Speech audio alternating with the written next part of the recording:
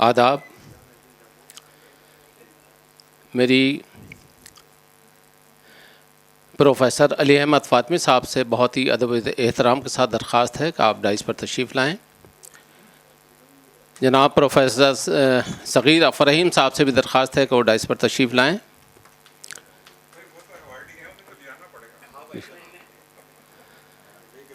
اور آج کے اس جلسے کے صدر پروفیسر ارتضیٰ کریم صاحب، آج کی صدارت پروفیسر صدیق الرحمن قدوائی صاحب کو فرمانی تھی، لیکن کچھ علالت کی بنا پر وہ تشریف نہیں لا پائے، تو ان کی جگہ پروفیسر ارتضیٰ کریم صاحب آج کے جلسے کی صدارت فرمائیں گے. جی جناب ڈاکٹر خالد علوی صاحب سے درخواست ہے کہ وہ ڈائس پر تشریف لائیں. آج کے اس جلسے کے آپ مہمان خصوصی ہیں. جناب پروفیسر فاروق بخشی صاحب کی جو آج کے جلسے کے روح رواں ہیں، ان سے بھی درخواست ہے کہ وہ ڈائس پر تشریف لائیں.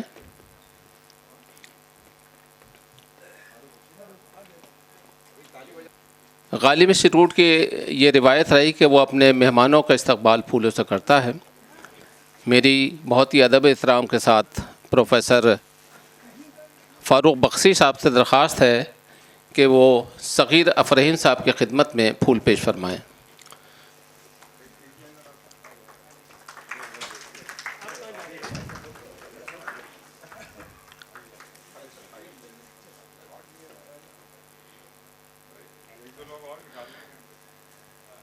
جناب پروفیسر خالد اشرف صاحب سے ڈاکٹر خالد علوی صاحب کی خدمت میں گلدستہ پیش کریں.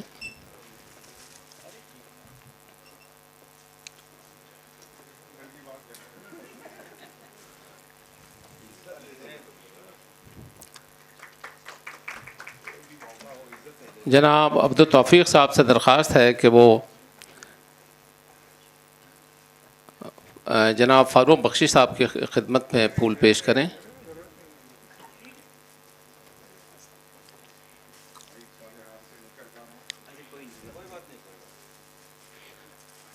میری بہت ہی ادب احترام کے ساتھ پروفیسر ارتضیٰ کریم صاحب سے، حالانکہ وہ صدر ہیں جلسے کے، میری آپ سے پھر بھی درخواست ہے کہ آپ پروفیسر علی احمد فاطمی صاحب کی خدمت میں پھول پیش کریں.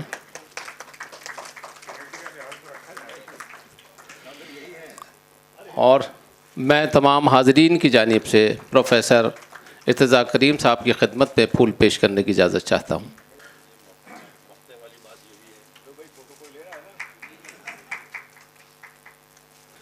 قابل صد احترام پروفیسر علی احمد فاطمی صاحب، پروفیسر صغیر افرحیم صاحب، جناب پروفیسر خالد علوی صاحب، پروفیسر فاروق بخشی صاحب، ڈاکٹر نگار عظیم صاحبہ، شاہد محمود صاحب جو کہ کڑپہ سے تشریف لائے ہیں، جناب محمد خلیل صاحب، پروفیسر خالد اشرف صاحب، پروفیسر حسنین صاحب، پروفیسر احمد محفوظ صاحب، پروفیسر ندیم احمد صاحب، پروفیسر شہزاد انجم صاحب اور معزز حاضرین. غالب انسٹیٹیوٹ ایک سرگرم ادارہ ہے. کچھ وقفے سے یہاں ادبی پروگرام کا انعقاد ہوتا رہتا ہے، جس کے آپ گواہ بھی ہیں. گزشتہ 19، 20، 21 ستمبر کو بھی ایک بین الاقوامی ریسرچ اسکالر سیمینار کا انعقاد ہوا، جس میں بیرون ملک کے طلباء کے علاوہ ملک کی تقریباً 40 یونیورسٹیز کے طلباء نے شرکت فرمائی. اس جیسی اور بھی سرگرمیاں ہمارے ادارے کی پہچان ہیں. یہ ادارہ ادب کے ساتھ ادیبوں کو بھی یاد رکھتا ہے. پروفیسر قمر رئیس ہمارے عہد کے ممتاز شاعر، ادیب اور نقاد تھے. ان کو یاد کرنا صرف ایک ذات کو گفتگو کا مرکز بنانا نہیں، بلکہ اپنی علمی روایت کو نئے سرے سے دیکھنا اور اس کے رشتے کہاں کہاں سے ٹوٹ رہے ہیں اس پر نظر کرنے کا وسیلہ ہے. ہم ان کو ایک ترقی پسند نقاد اور پریم چند شناس کے طور پر جانتے ہیں اور مانتے ہیں، لیکن سچ یہ ہے کہ اپنی پوری ادبی روایت پر ان کی جیسی نظر تھی، اس کے بغیر نہ وہ ترقی پسندی کا حق ادا کر سکتے تھے اور نہ ہی پریم چند پر قابل قدر کام کر سکتے تھے. یہ بات خواہ کتنی ہی سادہ اور آسان نظر آئے، لیکن یہ بالکل درست ہے کہ ترقی پسند تنقید کا جھنڈا اٹھانے والوں میں بھی یہ بات سب کی سمجھ میں نہیں آ سکی۔ ہم سب جانتے ہیں کہ وہ درس و تدریس کے ساتھ انتظامی امور میں بھی کس قدر فعال تھے۔ انجمن ترقی پسند مصنفین کے جنرل سیکریٹری کے عہدے پر رہتے ہوئے انہوں نے اس تحریک اور انجمن کی ترقی میں نمایاں کردار ادا کیا۔ ان کا تحقیقی مقالہ پریم چند کا تنقیدی مطالعہ، جو ان کی پی ایچ ڈی کا مقالہ تھا، جس وقت شائع ہوا اس نے ادبی دنیا میں ایک دھوم مچا دی۔ یہ تحقیقی کام کرنے والوں کے لیے ایک نظیر آج بھی ہے۔ ان کا اسلوب رواں اور واضح ہے، اگرچہ وہ ترقی پسند طرز و فکر سے وابستہ تھے، لیکن ان کے خیالات میں آج بھی وہی تازگی محسوس ہوتی ہے۔ مجھے بہت خوشی ہے کہ راجستھان ریسرچ انسٹیٹیوٹ کے ذمہ دار میرے استاد پروفیسر فاروق بخشی صاحب نے غالب انسٹیٹیوٹس کے ساتھ مل کر اردو کے اس عظیم نقاد اور شاعر کو موضوع گفتگو بنایا۔ پروفیسر فاروق بخشی بطور خاص جدید شاعری میں وہ مقام حاصل کیا ہے کہ تقریباً تمام اہم ناقدین نے ان کی شاعرانہ صلاحیتوں کو تسلیم کیا ہے۔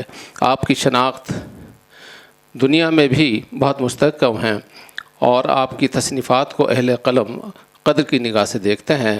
میں پروفیسر فاروق بخشی صاحب سے ملتمس ہوں کہ آپ مہمانوں کا باقاعدہ استقبال فرمائیں۔ بے انتہا ممنون و مشکور ہوں ڈائریکٹر غالب انسٹیٹیوٹ ڈاکٹر ادریس کا کہ انہوں نے اتنے خوبصورت الفاظ میں پروفیسر قمر رئیس کے حوالے سے بہت خوبصورت باتیں کیں، اور چند کلمات میرے حوالے سے بھی کہے جن کو سن کر میں شرمندہ سا محسوس کر رہا ہوں۔ آج کے اس ایوارڈ سیلیبریشن اور سیمینار کے ابتدائی اجلاس کے صدر پروفیسر ارتضیٰ کریم صاحب، مہمان خصوصی، اور وہ ہنسی مذاق میں ایک جملہ کہا تھا پچھلے دنوں کسی جلسے میں نے کہ اب اتنی مدت کے بعد دلی واپسی کے بعد خالدین کے حوالے ہوں۔ والدین تو ہیں نہیں دنیا میں، لیکن یہ خالدین، خالد اشرف اور خالد الوی، آج کے اس جلسے کے مہمان خصوصی میرے دوست عزیز ہم مذاق پروفیسر خالد الوی صاحب، آج کے اس ابتدائی اجلاس کے کلیدی خطبہ نگار، اردو زبان و ادب کی عصر حاضر کی ممتاز شخصیت جو اپنی ترقی پسندانہ فکر اور اپنی تحریروں کے ذریعے پوری دنیا میں ایک شناخت رکھتی ہے، پروفیسر علی احمد فاطمی صاحب، اور آج کے قمر رئیس ایوارڈ 7ویں قمر رئیس ایوارڈ کے ایوارڈی میرے محترم پروفیسر صغیر ابراہیم صاحب، اور تمام جملہ حاضرین جلسہ۔ یہ 7واں ایوارڈ ہے قمر رئیس صاحب کے حوالے سے جو صغیر ابراہیم صاحب کی خدمت میں پیش کیا جا رہا ہے۔ میں جب اس جلسے میں تقریر کرنے کے لیے کھڑا ہوتا ہوں تو میرا ذہن منتشر ہو جاتا ہے، اور تمام وہ یادیں مجھے اپنے دائرے میں سمیٹ لیتی ہیں جو قمر رئیس صاحب سے وابستہ ہیں، اور بہت ساری باتیں کہنے اور کرنے کو جی چاہتا ہے، لیکن ظاہر سی بات ہے آج کی یہ شام کلیدی خطبہ نگار اور ایوارڈی پروفیسر صغیر ابراہیم کے نام ہے، صغیر ابراہیم کے نام ہے یہ آج کی شام، اس لیے کہ ایوارڈ۔ لیکن اتنا ضرور آپ سے تھوڑا سا اشارتاً عرض کروں گا کہ آقائی و مولائی پروفیسر قمر رئیس کی رحلت کے بعد ان کے چند شاگردوں نے اور مجھ جیسے نااہلوں نے، جنہیں قمر رئیس نے ایک پتھر کو جیسے سنگ تراشتا ہے اس طرح سے اس پتھر سے مجھے برآمد کیا انہوں نے۔ میں شاید 10ویں 11ویں میں ہی پڑھتا تھا، تب سے ان کے کانٹیکٹ میں آ گیا تھا، اور ہوتا یہ تھا کہ میں بڑے بھائی صاحب کے پاس بلی ماران اور کوچہ رحمان کے درمیان میری زندگی گزرتی تھی۔ میرٹھ والوں کے لیے دلی ایسے ہی ہے جیسے ایک محلہ ہوتا ہے دوسرے محلہ، دلی کا یہی مقام تھا، کیونکہ بڑے بھائی صاحب بلی ماروں میں گلی قاسم جان میں رہتے تھے اور چھوٹے بھائی صاحب کوچہ رحمان میں رہتے تھے۔ تو قمر رئیس صاحب گلسرا کو لے کر پی ایم ٹی کا 3 سال تک امتحان گلسرا نے دیا، تو قمر رئیس صاحب میرٹھ آتے تھے. استاد محترم ڈاکٹر امیر اللہ خان شاہین صاحب کا حکم ہوتا تھا کہ بھئی یہ اب 3 دن یہاں رہیں گی قمر صاحب, انہیں چھوڑ کے چلے جائیں گے اور پھر آپ کی ذمہ داری ہے کہ ان کے قیام کا, طعام کا, ان کو سینٹر تک پہنچانا. تو ہم لوگ بس اسٹینڈ سے لے کے اور سارے انتظامات مکمل, میں اور مرحوم ڈاکٹر جلال انجم, ہم دونوں کے ذمے یہ ذمہ داری ہوتی تھی. تو قمر صاحب سے اس وقت سے ملاقات تھی. تو چونکہ پھر دہلی میں آنے کے بعد اور تھوڑی سی زبان و ادب سے رغبت پیدا ہوئی اور شد بدھ پیدا ہوئی, تو وہ بے پناہ مجھ سے محبت کرنے لگے اور میں گھر جانے لگا. ساغر نظامی پر جو میرا پی ایچ ڈی کا مقالہ ہے وہ بھی انہی کا تجویز کردہ تھا, اور وہ انہی کی محنت, محبت اور شفقت کا نتیجہ تھا کہ تمام تر ساری باتیں مجھے کس طرح سے کرنا ہے. اس لیے کہ 22-23 سال کی عمر کا ایک نوجوان اتنی سمجھ شاید نہیں رکھتا تھا, اور اس زمانے میں تو جس کا داخلہ پی ایچ ڈی میں ہو جاتا تھا 40 برس پہلے, تو وہ تو بہت بڑی بات ہوتی تھی. سارے محلے میں شور مچ گیا کہ یہ لڑکا پی ایچ ڈی کر رہا ہے. آج تو سارا محلہ بھی پی ایچ ڈی کرے تو کسی کو کوئی دلچسپی نہیں ہے, یقین جانیے. لیکن وہ زمانہ 40-45 برس پہلے ایسا ہی تھا. تو میں آپ سے عرض کروں کہ مجھے قمر رئیس صاحب کی بے پناہ محبت حاصل ہوئی, اور سب سے بڑی بات یہ تھی کہ میرا ان سے نظریاتی جڑاؤ تھا. وہ یہ نہیں ہوا کہ میں قمر رئیس صاحب کی صحبت میں آنے کے بعد میرا نظریاتی جڑاؤ ہوا, بلکہ میری جو اسٹوڈنٹ لائف تھی 11ویں اور 12ویں اور BA کے زمانے کی بھی, وہ بھی میں ایسی جو طلبہ کی بائیں بازوں کی تنظیمیں تھیں ان سے میری وابستگی تھی, اور وہی رجحان مجھے وہاں تک لے گیا. مجھے آج تک یاد ہے کہ جب کیفی اعظمی ابٹا کی میٹنگوں میں میرٹھ آتے تھے تو ہم 8-10 لڑکوں کا گروپ ان کے چاروں طرف ایسے چلتا تھا جیسے باڈی گارڈ چلتے ہیں. آپ سوچ بھی نہیں سکتے ہماری نظر میں کیفی صاحب کی کیا امیج تھی. ایسا لگتا تھا جیسے وہ ہمارے کمانڈر ہیں اور ہم سب ان کے ساتھ کام کر رہے ہیں کسی طریقے سے. یہ زمانہ وہ زمانہ تھا, اور قمر رئیس صاحب کو وہ یہ سب چیزیں پسند آتی تھیں. میرٹھ کے ملیانہ میں فساد ہوا, اصغر علی انجینئر نے کہا کہ مجھے ایک نوجوان چاہیے جو میرٹھ چلے میرے ساتھ, اور وہاں کی رپورٹنگ, فساد کا زمانہ, گھر والوں کو میں نے پوچھا تو گھر والوں نے کہا نہ یہاں نہ آئیے بالکل بھی, یہاں تو آئیں گے اور گئے جیل میں. قمر صاحب نے کہا کہ جائیں گے, میں نے سر جاؤں گا. تھوڑا سا چہرے پہ میرے تردد تھا, گھبراہٹ تھی, تو اصغر علی انجینئر نے یوں کرتا اٹھا کے دکھایا, بولے دیکھو یہ 3 بار میرے پہ جان لیوا حملہ ہو چکا, یہ چاقو کے حملے, گھبرانے کی ضرورت نہیں ہے, موت اور زندگی اس کے ہاتھ میں. میں نے کہا آپ بھی مانتے ہیں؟ بولے ہاں یہاں تک تو ضرور مانتا ہوں. تو یہ قمر صاحب کے ساتھ معاملہ تھا. اور قمر صاحب نے پھر وہ ملیانہ کے اوپر جو نظم لکھی وہ ان کی مارکت الارا نظموں میں شمار کی جاتی ہے آج بھی. تو پھر جب انتقال ہوا سر کا, اسی ہال کے اندر مجھے آج بھی یاد ہے کہ ہم نے 75ویں سالگرہ ان کی بڑی شان کے ساتھ منائی تھی. میں اس زمانے میں کوٹا میں تھا, میں آیا تھا کوٹا سے, اور ڈاکٹر نگار عظیم تشریف فرما ہیں یہاں پر, اور نگار عظیم صاحبہ اور فاطمی صاحب کی مشترکہ کوشش تھی. میں بھی آ گیا تھا, فاطمی صاحب نے کہا تھا کہ 2 روز پہلے آ جانا تم بھی, تو میں بھی آ گیا تھا یہاں سے. ایک واقعہ ذرا سا شیئر کرنا چاہتا ہوں, حالانکہ خود ستائی کا پہلو نکلتا ہے اس کے اندر, لیکن آپ کے ساتھ شیئر کرنا چاہتا ہوں اس واقعے کو. کہ وہ پہلی ایسی میں نے سالگرہ کی تقریب دیکھی جس میں 8 وائس چانسلر ڈائس میں موجود تھے, قمر صاحب کے تمام ساتھیوں میں. وہ جس اجلاس میں فاطمی صاحب جس کی نظامت کر رہے تھے, اس میں مجھے بھی قمر صاحب کے حوالے سے گفتگو کرنا تھی. اور وہ مجھے آج تک مجھے ملال ہے اس بات کا کہ اگر مجھے پتہ ہوتا, راجستھانی میں ایک کہاوت ہے, میرے اوپر راجستھان کا بہت اثر ہے کیونکہ میں 31 سال میں نے وہاں گزارے, اور راجستھان کے لوگ بڑے نیک دل اور سادہ مزاج لوگ ہوتے ہیں, کوئی چالاکی مکاری عیاری ان میں نہیں ہوتی. تو مجھے ایسا لگا جیسے ایسے موقع پہ کہتے ہیں جیسے ڈیل میں بالاجی آ گئے ہوں. اس کا مفہوم میں بتاؤں گا کبھی آپ کو بیٹھ کے. ہمارے یہاں تو یہ کفر اور شرک میں شمار ہو جائے گا کہ جیسے ڈیل میں بالاجی آ گئے ہوں. وہ تقریر پتہ نہیں کہاں سے, میں رٹتا تو نہیں ہوں, نہ رٹنے کی مجھے کبھی عادت رہی ہے گفتگو میں, کیونکہ میں لوگ خاندانی حکیم ہوتے ہیں, خاندانی کچھ ہوتے ہیں, میں خاندانی ٹیچر ہوں.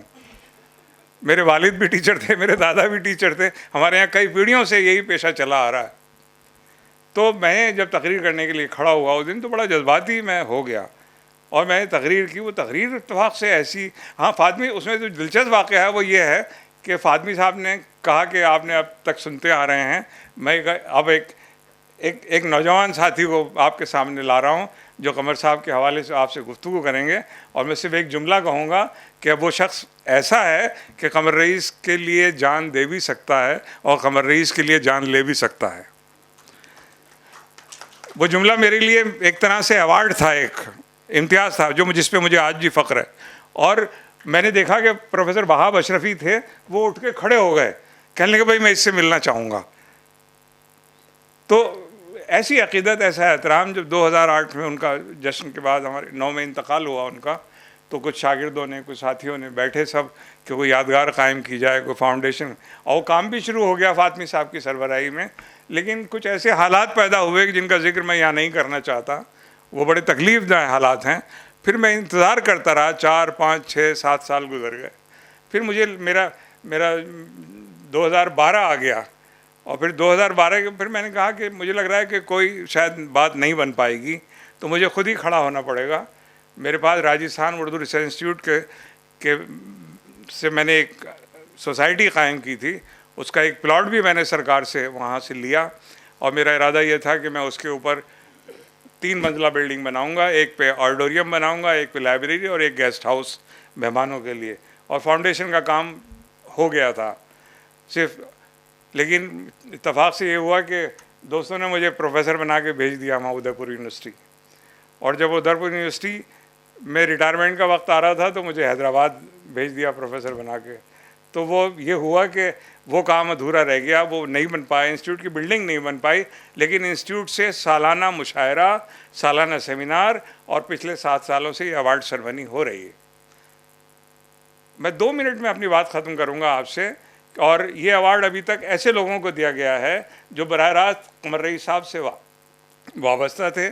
اس کا کرائٹیریا صرف یہی ہے کہ وہ قمر رئیس کی آئیڈیالوجی سے ہم آہنگی رکھتے ہوں, وہ قمر رئیس صاحب کی طرح سوچتے ہوں, اور سیکولر اور ترقی پسندانہ خیالات کے حامل ہوں. پہلا ایوارڈ ہم نے راجستھان کے بہت بزرگ کوی مہندر نے کو دیا تھا, جو بابا ناگرجن کے ساتھیوں میں تھے. دوسرا ایوارڈ ہم نے بورا ایکٹیوسٹ, جنہوں نے اصغر علی انجینئر کے ساتھ سیدنا کے خلاف باقاعدہ مورچہ کھولا تھا, اور ادے پور جیسی جگہ میں یہ پروگرام کرنا بڑا مشکل کام تھا, لیکن عابد ادیب کو ہم نے وہاں ایوارڈ دیا باقاعدہ. اور تیسرا ایوارڈ میں حیدرآباد چلا گیا, معروف افسانہ نگار قمر جمالی صاحب کو دیا گیا اور چوتھا راج بہادر گوڑ کی ہمشیرہ, بہت مشہور کالمنسٹ ڈاکٹر اودیش رانی باوا کو دیا گیا. 5واں ایوارڈ اسی ہال کے اندر پروفیسر علی احمد فاطمی کی خدمت میں پیش کیا گیا, اور 6واں ایوارڈ پچھلے سال ڈاکٹر نگار عظیم کی خدمت میں پیش کیا گیا. یہ 7واں ایوارڈ ہے جو پروفیسر صغیر ابراہیم صاحب کی خدمت میں ہم پیش کر رہے ہیں. اس ایوارڈ کے ساتھ 25,000 روپے کا چیک, اور یہ مومنٹو اور شال اور یہ سرٹیفکیٹ ہم لوگ دے پاتے ہیں. میں مذاق میں صغیر ابراہیم صاحب سے کہہ رہا تھا کہ اس سال ایوارڈ نہ لیجئے, اگلے سال ہم یہ ایوارڈ 51,000 کا کرنے والے ہیں. تو کہنے لگے کہ ایوارڈ اس سال دے دو, چیک اگلے سال دے دینا. میں بے انتہا شکر گزار ہوں آپ کا, بے انتہا ممنون و مشکور ہوں کہ آپ قمر رئیس صاحب کے نام پر آئے ہیں اور آپ نے میری عزت افزائی کی ہے. قمر صاحب کے بہت سارے شاگرد یہاں پر موجود ہیں, اور ریاض صاحب کا تو بطور خاص شکر گزار ہوں کہ وہ بیگم کے ساتھ آئے ہیں.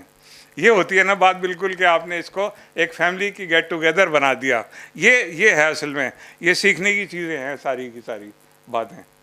تو زیادہ گفتگو کا موقع ہے نہیں, اور میں بھی نہیں چاہتا کہ آپ کی سمع خراشی کروں, لیکن یہ پروگرام ہر سال ہوتا ہے. آپ سے گزارش اتنی ہے کہ اس میں تشریف لایا کیجیے. کل کا جو پروگرام ہے وہ یہ ہے کہ ڈاکٹر ادریس ویسے تو تفصیل سے بیان کریں گے, لیکن میں بھی عرض کر دوں کہ کل 3 سیشن ہوں گے. پہلا سیشن صبح 10 بجے شروع ہوگا. ہمارے مقالہ نگار آ چکے ہیں اور ہمارے ناظم بھی آ چکے ہیں. صبح کے ڈاکٹر ابراہیم افسر اور صدر صاحب بھی ہمارے آ چکے ہیں, کل کے جو پہلے اجلاس کے صدر ہیں. تو پوری تیاری ہے. دوسرا چائے کے بعد پھر دوسرا ہوگا سیشن ہوگا, اور پھر لنچ کے بعد تیسرا سیشن اور اختتامیہ ہوگا.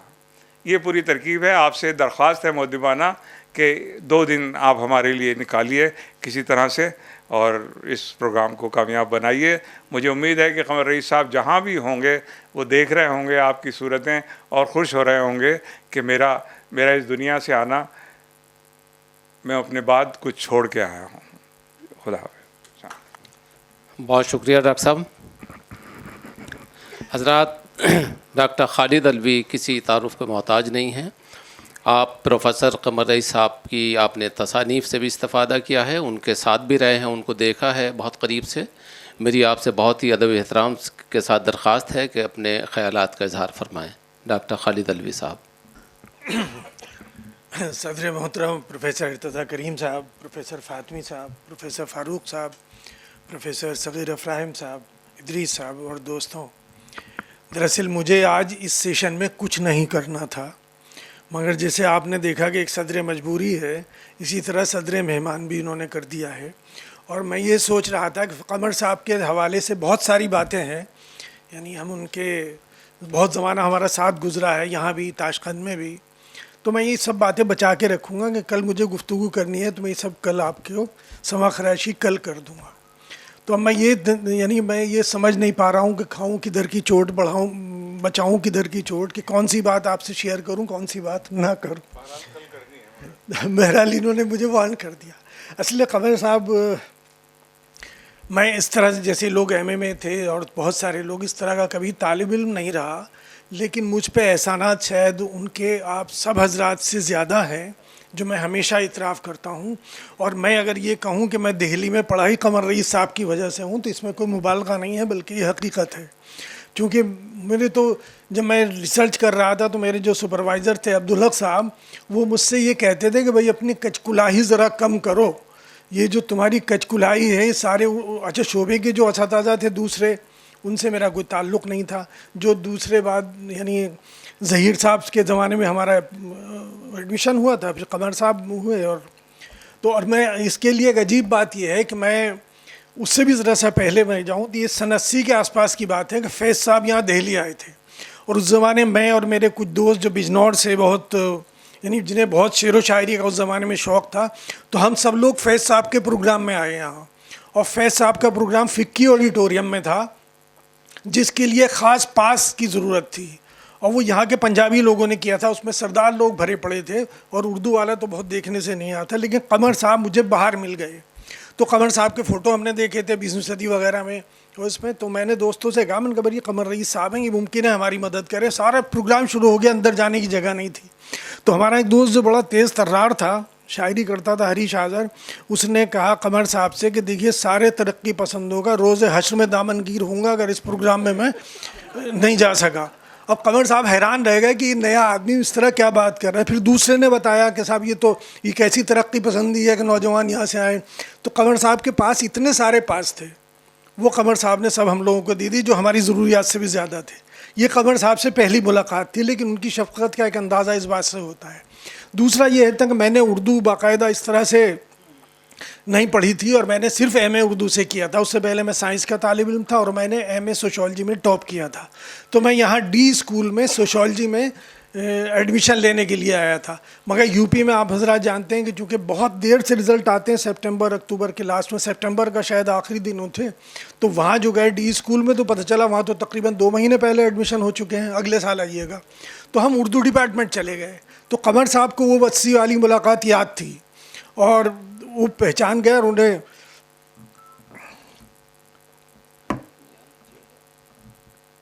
انہیں یہ بھی معلوم تھا. اچھا میں نے پرائیویٹ ایم اے اردو کر لیا تھا، اور ایک زمانے میرے والد کا انتقال ہو گیا تھا، تو میں گھر پہ جو بزنس تھا وہ دیکھتا تھا، تو میں نے بہت شوق میں ایم اے اردو کر لیا. تو قمر صاحب سے اس بیچ میں خط و کتابت کبھی کبھی ہو جاتی تھی. تو قمر صاحب نے کہا ارے چھوڑو سوشیالوجی کیا ہے، اردو پڑھیے آپ، آ کے اردو میں ایڈمیشن کیجیے ظہیر صاحب ان کا. اور ظہیر صاحب نے ایڈمیشن کر دیا. اور جملہ ظہیر صاحب نے کہا کہ میں قمر صاحب نے پوچھا کچھ کلاسیکی شاعری سے دلچسپی ہے؟ میں نے کہا شاعری سے تو دلچسپی، آپ شاعری کا کوئی سا ٹاپک دے دیجیے. تو ظہیر صاحب نے کہا بھائی میں ان سے کچھ کام لینا چاہتا ہوں. پتہ نہیں کیوں کام لینا چاہتے ہیں، بہرحال میرا ایڈمیشن ہو گیا، میری لائن بدل گئی. اور ایم فل میں نے 8-9 مہینے میں کیا. اس کے بعد جو انٹرویو میں گئے، خالد اشرف صاحب گواہ ہیں، تو ذاکر حسین کالج میں اپلائی تو میں نے کر دیا تھا، لیکن ہم سیریس امیدوار نہیں تھا. اور جب امیدوار کے انٹرویو کا وقت آیا تو ہم لوگ چائے پینے چلے گئے. میں بھی، خالد اشرف صاحب بھی، توقیر بھی تھے اور کئی لوگ تھے. تو آخر میں پھر ہوا بھائی کوئی اور رہ گیا ہو تو چلو، تو ان لوگوں نے مجھے زبردستی اندر بھیج دیا. تو اور میں اندر جو گیا تو میں کسی کو نہیں جانتا تھا سوائے قمر صاحب کے، اور وہاں 5 دشمن میرے موجود تھے قمر صاحب کے علاوہ. تو انہوں نے مجھ سے، قدوائی صاحب نے کہا کہ بھئی دیکھیے اردو والے اور ہندی والے جو ہیں یہ آپ کو بتا دیں گے تلسی داس کب پیدا ہوئے، غالب کی والدہ کا کیا نام تھا، امیر تقی میر کے دادا کا کیا نام تھا، مگر یہ نہیں بتا سکتے کہ اپنے زمانے کے شاعر کون سے، کیا شاعری کون کر رہا ہے، افسانے کون لکھ رہا ہے. تو میں نے کہا سر یہ بات آپ کی کافی حد تک صحیح ہے، لیکن میرے بارے میں یہ بات صحیح نہیں ہے. میں نے اور بھی زیادہ کانفیڈنس سے کہا، مجھے معلوم تھا چونکہ مجھے نوکری تو کرنی نہیں ہے. تو انور جمال قدوائی پرانے ICS آفیسر تھے، اردو ہندی تھوڑی تھوڑی جانتے تھے، وہ تو انگریز تھے بالکل. تو خیر انہوں نے کہا اچھا اردو کی بات کہنا، ہندی آپ کتنی جانتے ہیں؟ تو میں نے کہا مجھے معلوم تھا کہ بڑے میاں ہندی نہیں جانتے. تو میں نے کہا ہندی تو میں اتنی ہی جانتا ہوں جتنی اردو جانتا ہوں. تو انہوں نے کہا ہندی کا کوئی شعر سنائیے. میں نے انہیں ہندی غزل کے بہت سارے شعر سنا دیے. پھر اس کے بعد انہوں نے کہا آپ انگلش کتنی جانتے ہیں؟ میں نے کہا انگلش بھی میں جانتا ہوں، اپنے آپ کو اپڈیٹ کرنے کی کوشش کرتا ہوں. تو انہوں نے کہا اگر آپ یہ بتا دیں کہ آج کل کے زمانے میں انگلش میں کون شاعری کر رہا ہے تو میں سمجھوں کہ آپ انگلش پڑھتے ہیں. تو میں نے کہا نسیم ازیکل کرتا ہے، کملا داس کرتے ہیں، وکرم سیٹھ کرتا ہے.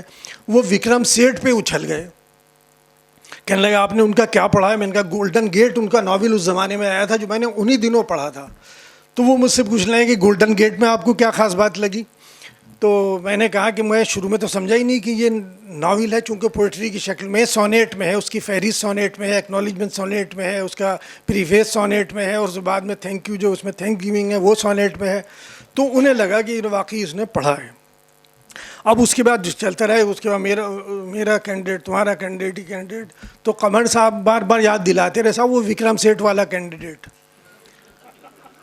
تو قدوائی صاحب نے کہا بھائی ہم تو آپ کے کالج کو اسٹیفنس کی اس پہ لانا چاہتے ہیں، اور فیروز دہلوی صاحب جو ہیں یہ اس زمانے میں ہمارے اس میں تھے، اور احمد علی صاحب پرنسپل تھے.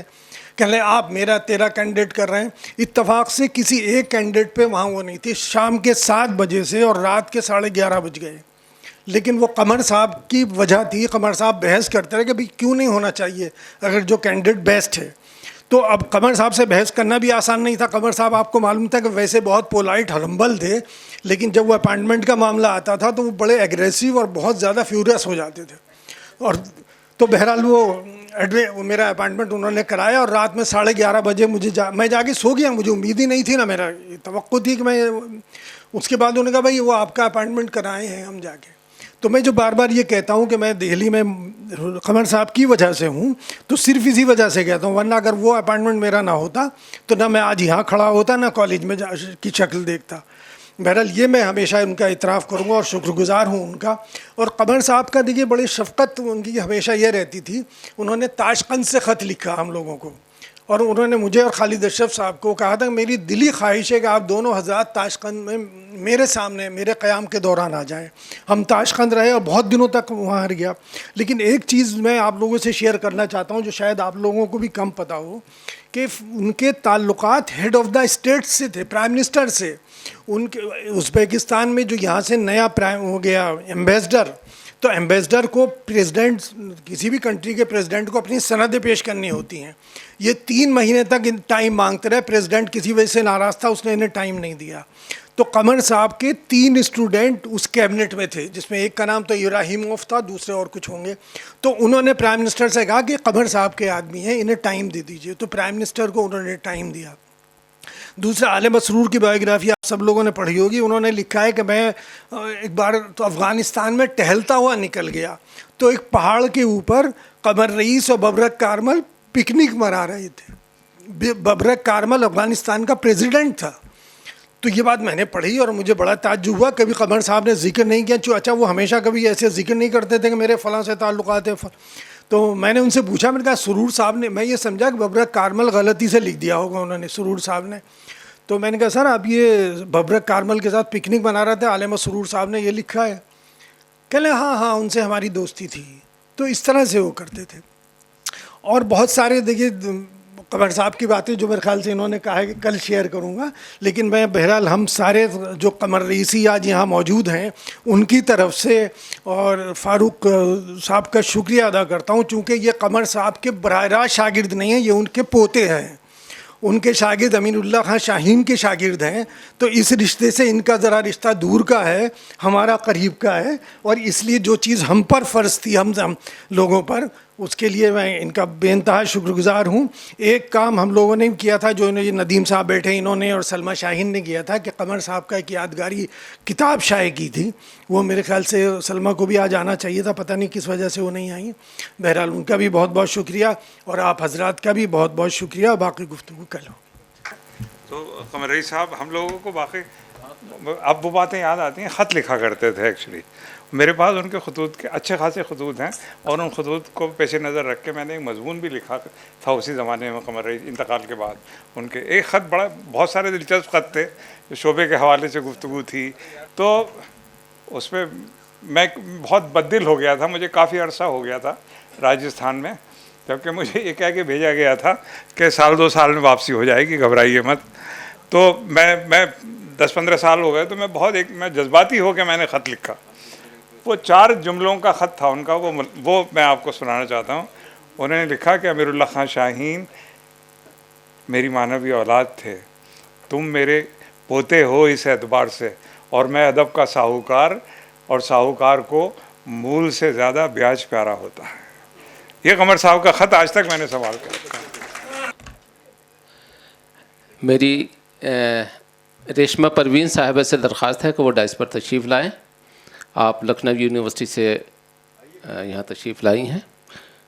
دیکھیے سر، ایک واقعے کی پیش کرنے کی اجازت چاہتا ہوں، وہ خالد علوی صاحب سے جو ہے کے تعلق سے ہے۔ وہ بہت ہی ذہین ہے، اور میں ان کا بہت معترف ہوں اس بات کا کہ یہ اسی جگہ یہیں کی بات تھی۔ ایک قائم چاند پوری پہ ایک بین الاقوامی سیمینار منعقد کیا گیا تھا، اور بڑی شخصیات یہاں پر اس وقت کی، نذیر صاحب، آبدی صاحب، خواجہ حسن ثانی نظامی، اور بڑی بڑی شخصیات یہاں پر موجود تھیں اس ڈائس پر۔ تو ایک صاحب نے جو بہت بڑی شخصیت تھی، بہت معتبر شخصیت تھی دلی کی، انہوں نے یہ فرمایا کہ یہ چاندپور کا جو نام رکھا گیا ہے تو وہ شق القمر کی مناسبت سے رکھا گیا ہے۔ اب خالد علوی صاحب سے جو رہا نہیں گیا، جیسی ان کی تقریر ختم ہوئی تو وہ آپ تشریف لائے۔ انہوں نے فرمایا کہ اگر میں جان کے امان پاؤں تو میں عرض کروں کچھ، تو انہوں نے کہا جی بتائیے آپ آئیے۔ تو میں آپ کی جرت کو سلام کرتا ہوں کہ ایسی شخصیت کے سامنے انہوں نے یہ فرمایا کہ دیکھیے یہ جو آپ نے واقعہ بیان کیا، یہ میرے خیال سے کہیں سے غلط پڑھا ہے، یہ جو بھی ہے، بہرحال اس کا جو تعلق ہے وہ اس سے نہیں ہے، بلکہ اکبر کے ایک سپہ سالار تھے چاند خاں میواتی، انہوں نے اس پورے علاقے کو فتح کیا تھا، اور ان کی مناسبت سے چاندپور کا نام جو ہے چاندپور رکھا گیا ہے۔ تو یہ بڑی جرت کی بات تھی، اور بہت حافظہ آپ کا ماشاءاللہ بہت پختہ ہے۔ تو حضرات، کل 3 سیشن ہوں گے۔ پہلا اجلاس صبح 10 بجے، جس کی صدارت فرمائیں گے پروفیسر سراج اجملی صاحب، پروفیسر ریشمہ پروین صاحبہ، نظامت پروفیسر ڈاکٹر محمد ابراہیم افسر صاحب یہاں پر موجود ہیں۔ مقالات ہوں گے پروفیسر خالد اشرف صاحب، ڈاکٹر نفیس احمد، ڈاکٹر راشد عزیز صاحب، ڈاکٹر شبنم شمشاد، ڈاکٹر محمد امان AK۔ دوسرا اجلاس 11:15 بجے منعقد کیا جائے گا، جس کی صدارت پروفیسر خالد علوی صاحب، پروفیسر شہزاد انجم صاحب جو یہاں پر تشریف فرما ہے ان کی ہوگی۔ نظامت ڈاکٹر شبنم شمشاد صاحب کی رہے گی۔ مقالات پروفیسر صغیر افرحیم صاحب، پروفیسر شاہد تسلیم، پروفیسر ریاض احمد، پروفیسر سراج اجملی، پروفیسر ریشمہ پروین صاحبہ کے مقالات پیش کیے جائیں گے۔ لنچ کا وقفہ، تیسرا اجلاس ہوگا لنچ کے بعد 2:30 بجے، صدارت پروفیسر ریاض احمد، پروفیسر ارتضیٰ کریم صاحب، نظامت ڈاکٹر ارشاد سیالوی صاحب، مقالات پروفیسر شہزاد انجم، پروفیسر محمد کاظم، پروفیسر اسلم جمشید پوری، پروفیسر خالد علوی صاحب، پروفیسر ندیم احمد، اور ڈاکٹر نگار عظیم صاحبہ، وہ بھی یہاں پر تشریف فرما ہے۔ اور میں اس جلسے میں جو ہے ڈاکٹر محمد کاظم، پروفیسر محمد کاظم صاحب کا بھی استقبال کرتا ہوں کہ آپ تشریف لائیں۔ اب میں بہت ہی ادب و احترام کے ساتھ، کیونکہ علی احمد فاطمی صاحب کی شخصیت سے کون واقف نہیں ہے، آپ بہت بڑے نقاد، محقق، اور ایک زمانہ تو ایسا تھا کہ ہندوستان کے جتنے بھی بڑے سیمینار ہوتے تھے ان کی کامیابیوں کی ضمانت آپ سمجھے جاتے تھے، اور یہ 2-3 برس سے آپ علالت کی وجہ سے سیمیناروں میں شرکت نہیں فرما پائے۔ میری آپ سے بہت ہی ادب احترام سے درخواست ہے کہ آپ تشریف لائیں اور آج کا قمر رئیس یادگاری خطبہ پیش فرمائیں۔ پروفیسر علی احمد فاطمی صاحب، آپ غالب انسٹیٹیوٹ کی seminar and literary sub committee کے ممبر بھی ہیں۔ جناب صدر پروفیسر ارتضیٰ کریم، پروفیسر خالد دلوی، پروفیسر صغیر افراہیم میرے عزیز دوست، اور پروفیسر فاروق بخشی، پروفیسر ریشمہ پروین، ادریس صاحب، اور خواتین و حضرات، قمری صاحب کے سلسلے میں بڑی دلچسپ باتیں ہوئیں۔ بیٹھے شاگردان قمر رئیس یا ان کے دوسرے چاہنے والے جب موجود ہوتے ہیں تو میں نے کئی بار محسوس کیا کہ ان کی شخصیت پر باتیں کچھ زیادہ ہونے لگتی ہیں۔ وہ اتنی ہر دل عزیز شخصیت کے مالک تھے۔ شاگردوں کے پاس تو استاد کے لیے بھی یہی موضوع ہوتا ہے، محبوب۔ میں ان کا کبھی شاگرد نہیں رہا۔ ظاہر ہے میں الہ آباد یونیورسٹی کا طالب علم رہا، بٹ ساری زندگی دہلی یونیورسٹی میں پڑھاتے رہے،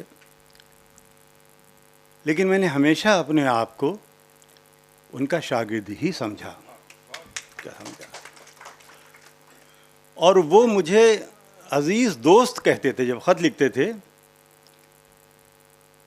اور خط میں تو آدمی چلی ذاتی باتیں لکھ دیتا ہے، لیکن جب انہوں نے علی سردار جعفری پر مونوگراف لکھا اور مجھ سے کہا جو تم نے کلیات ایڈٹ کیا ہے اس کی پورا ایک سیٹ مجھے بھیجو، تو میں نے بھیج دیا۔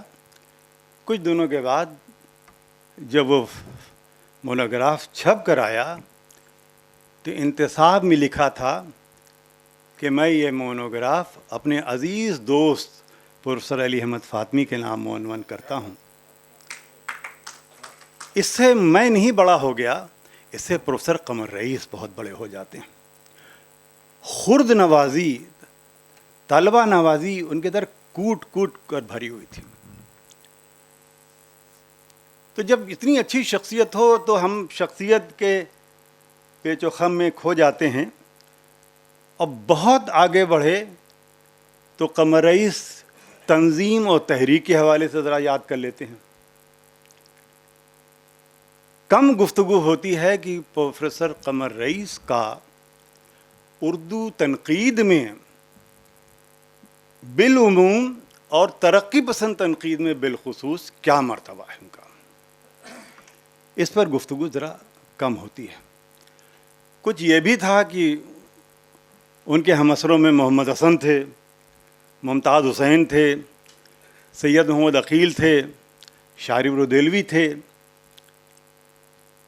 تو اس بھیڑ میں کہیں ان کا نام پس منظر میں چلا جاتا تھا۔ 50 سال کا ساتھ میرا بھی ہے اور طرح طرح کے واقعات ہیں، میں بھی چاہوں تو آپ کو سنا سکتا ہوں، لیکن میں ایک سنجیدہ مقالہ لے کر آیا ہوں، وہی آپ کی خدمت میں، جو ان کے مسلک ادب اور نظریہ تنقید پر تھوڑی بہت گفتگو میں نے کی ہے۔ پورا مقالہ میں نہیں پڑھ پاؤں گا کہ یہ طویل ہے، جب تک میری طاقت و صحت ساتھ دے گی میں پڑھوں گا، اس کے بعد آپ سے معذرت کر لوں گا۔ میں ترقی پسند تحریک اور قمر رئیس کے رشتوں پر کئی مضامین لکھ چکا ہوں۔ ایک مضمون ان کی پریم چند شناسی اور ایک طویل مضمون ان کی شاعری پر بھی لکھا، تاکہ یہ ظاہر ہو سکے قمر رئیس صرف فکشن کے نقاد اور پریم چند شناس نہیں تھے، بلکہ اس کے آگے شعر و شاعری کے بھی رمز شناس تھے۔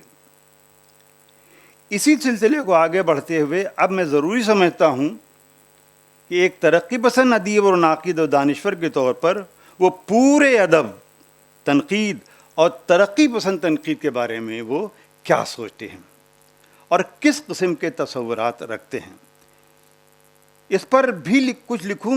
حالانکہ سابقہ مضامین میں اس کے عکس دیکھے جا سکتے ہیں جو میں نے 3-4 مضامین پر لکھے. تاہم ضروری ہے کہ راست طور پر گفتگو کی جائے تاکہ عکس کے بجائے آئینے کی طرح خیالات ظاہر ہو سکیں. اسی لیے میں نے اس مضمون کا عنوان ہی رکھا قمر رئیس کا مسلک ادب اور نظریہ تنقید. یہ خیال مجھے اس لیے بھی آیا کہ وہ محض کورے قسم کے نقاد نہ تھے، نیرے بلکہ کہیے تھے، تنظیم و تحریک سے وابستہ تھے، سجاد ظہیر کی طرح عالم با عمل تھے.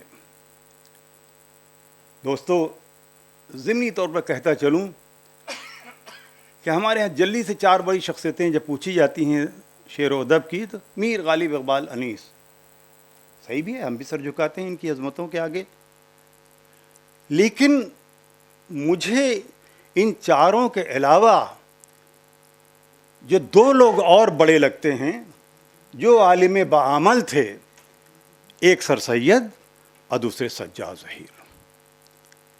انہوں نے اپنی ذات سے پوری تحریک قائم کر دی، ایک 19ویں صدی میں اور ایک 20ویں صدی میں.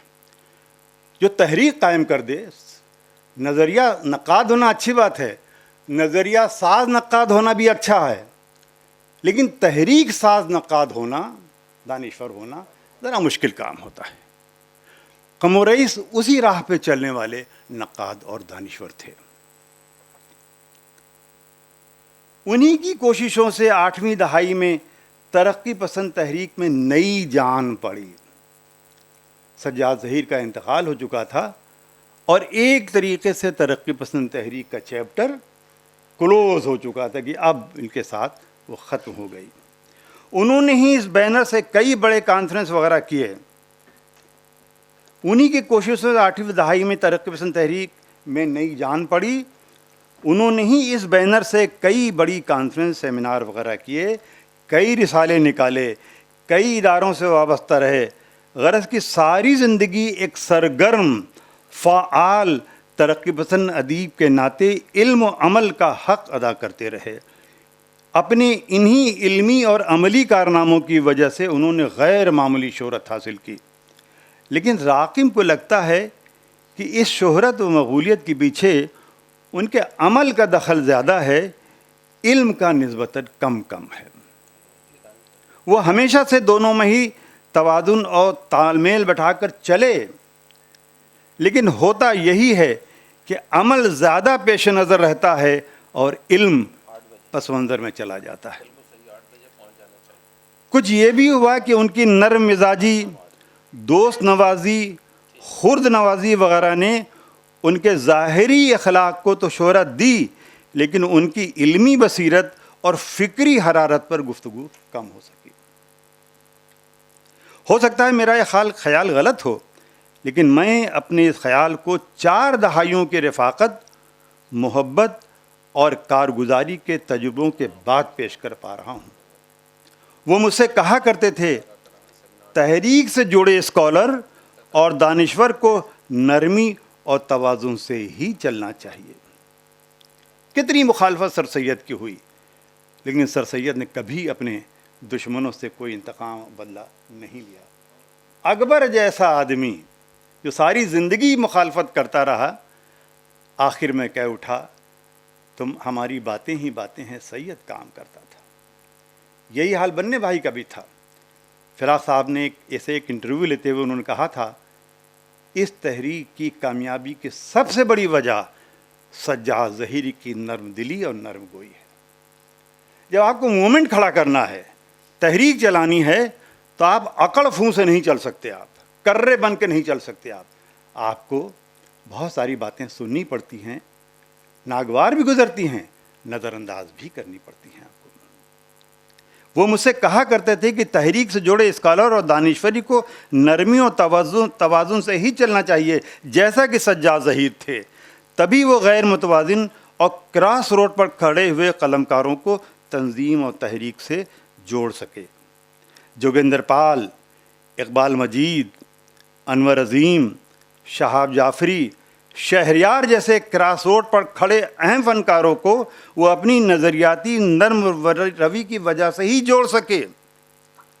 کچھ اور لوگ بھی تھے جو قمر رئیس کی دوستانہ مروت یا کسی قسم کی مصلحت کی وجہ سے دائرۂ قمر میں نہ صرف آ جاتے بلکہ برطانیہ تک کا کانفرنس کا بھی سفر کراتے۔ اب نام بہت سارے ہیں، ایک لطف الرحمانی نہیں، کئی ایک ہیں، لیکن یہ بھی ان کے مذاق میں نرمی اور دوستی ہمیشہ سے رہی۔ پھر یہی رویہ ان کے علمی و ادبی کاموں میں بھی داخل ہوتا چلا گیا اور فکر اول اور فطرت ثانی بنتا چلا گیا۔ اس سے قمر رئیس کی شخصیت کو کچھ فائدے تو پہنچے اور وہ ایک متوازن شخص اور ادیب کے طور پر جانے گئے اور مخالف حلقوں میں بھی مقبول ہوئے، لیکن ساتھ میں یہ بھی ہوا کہ نظریہ ساز قسم کے نقادوں میں ان کا شمار نہیں ہو پایا، جیسا کہ بعض ہم عصروں یا بزرگوں کا ہوا۔ شخصی کے ساتھ ساتھ اس کی ایک وجہ فکری بھی ہو سکتی ہے کہ انہوں نے اپنے فکر و نظر اور نظریاتی مباحث سے متعلق مضامین کم لکھے، نسبتاً کم لکھے۔ بعض دیگر نقادوں نے لکھے یا کہ ان کے عملی تنقید کے سنجیدہ مضامین اور پریم چند سے متعلق ان کے یادگار اور تاریخ ساز کارنامے، تحریک و تنظیم سے متعلق ان کی سرگرمیاں، رسائل وغیرہ کی اشاعت سے نے ادھر نگاہ نہ جانے دی۔ ادب میں اکثر ایسا ہوتا آیا ہے کہ کسی فنکار یا قلمکار کی کچھ ایسی امیج بن جاتی ہے کہ اس کے آگے پیچھے پھر کوئی دکھائی نہیں دیتا۔ راغب نے قمر رئیس کے ساتھ دہائیاں گزاری ہیں، سفر میں، حضر میں، سیمیناروں میں، کانفرنسوں میں، ان کے رسالوں میں تقریباً ہر موقع پر ان کے معاون کے طور پر کام کرتا رہا ہوں۔ اس مدت میں نے بارہا ان سے علم و ادب کے مختلف موضوعات پر تبادلہ خیال کیا اور ان سے بہت کچھ سیکھا اور سمجھا۔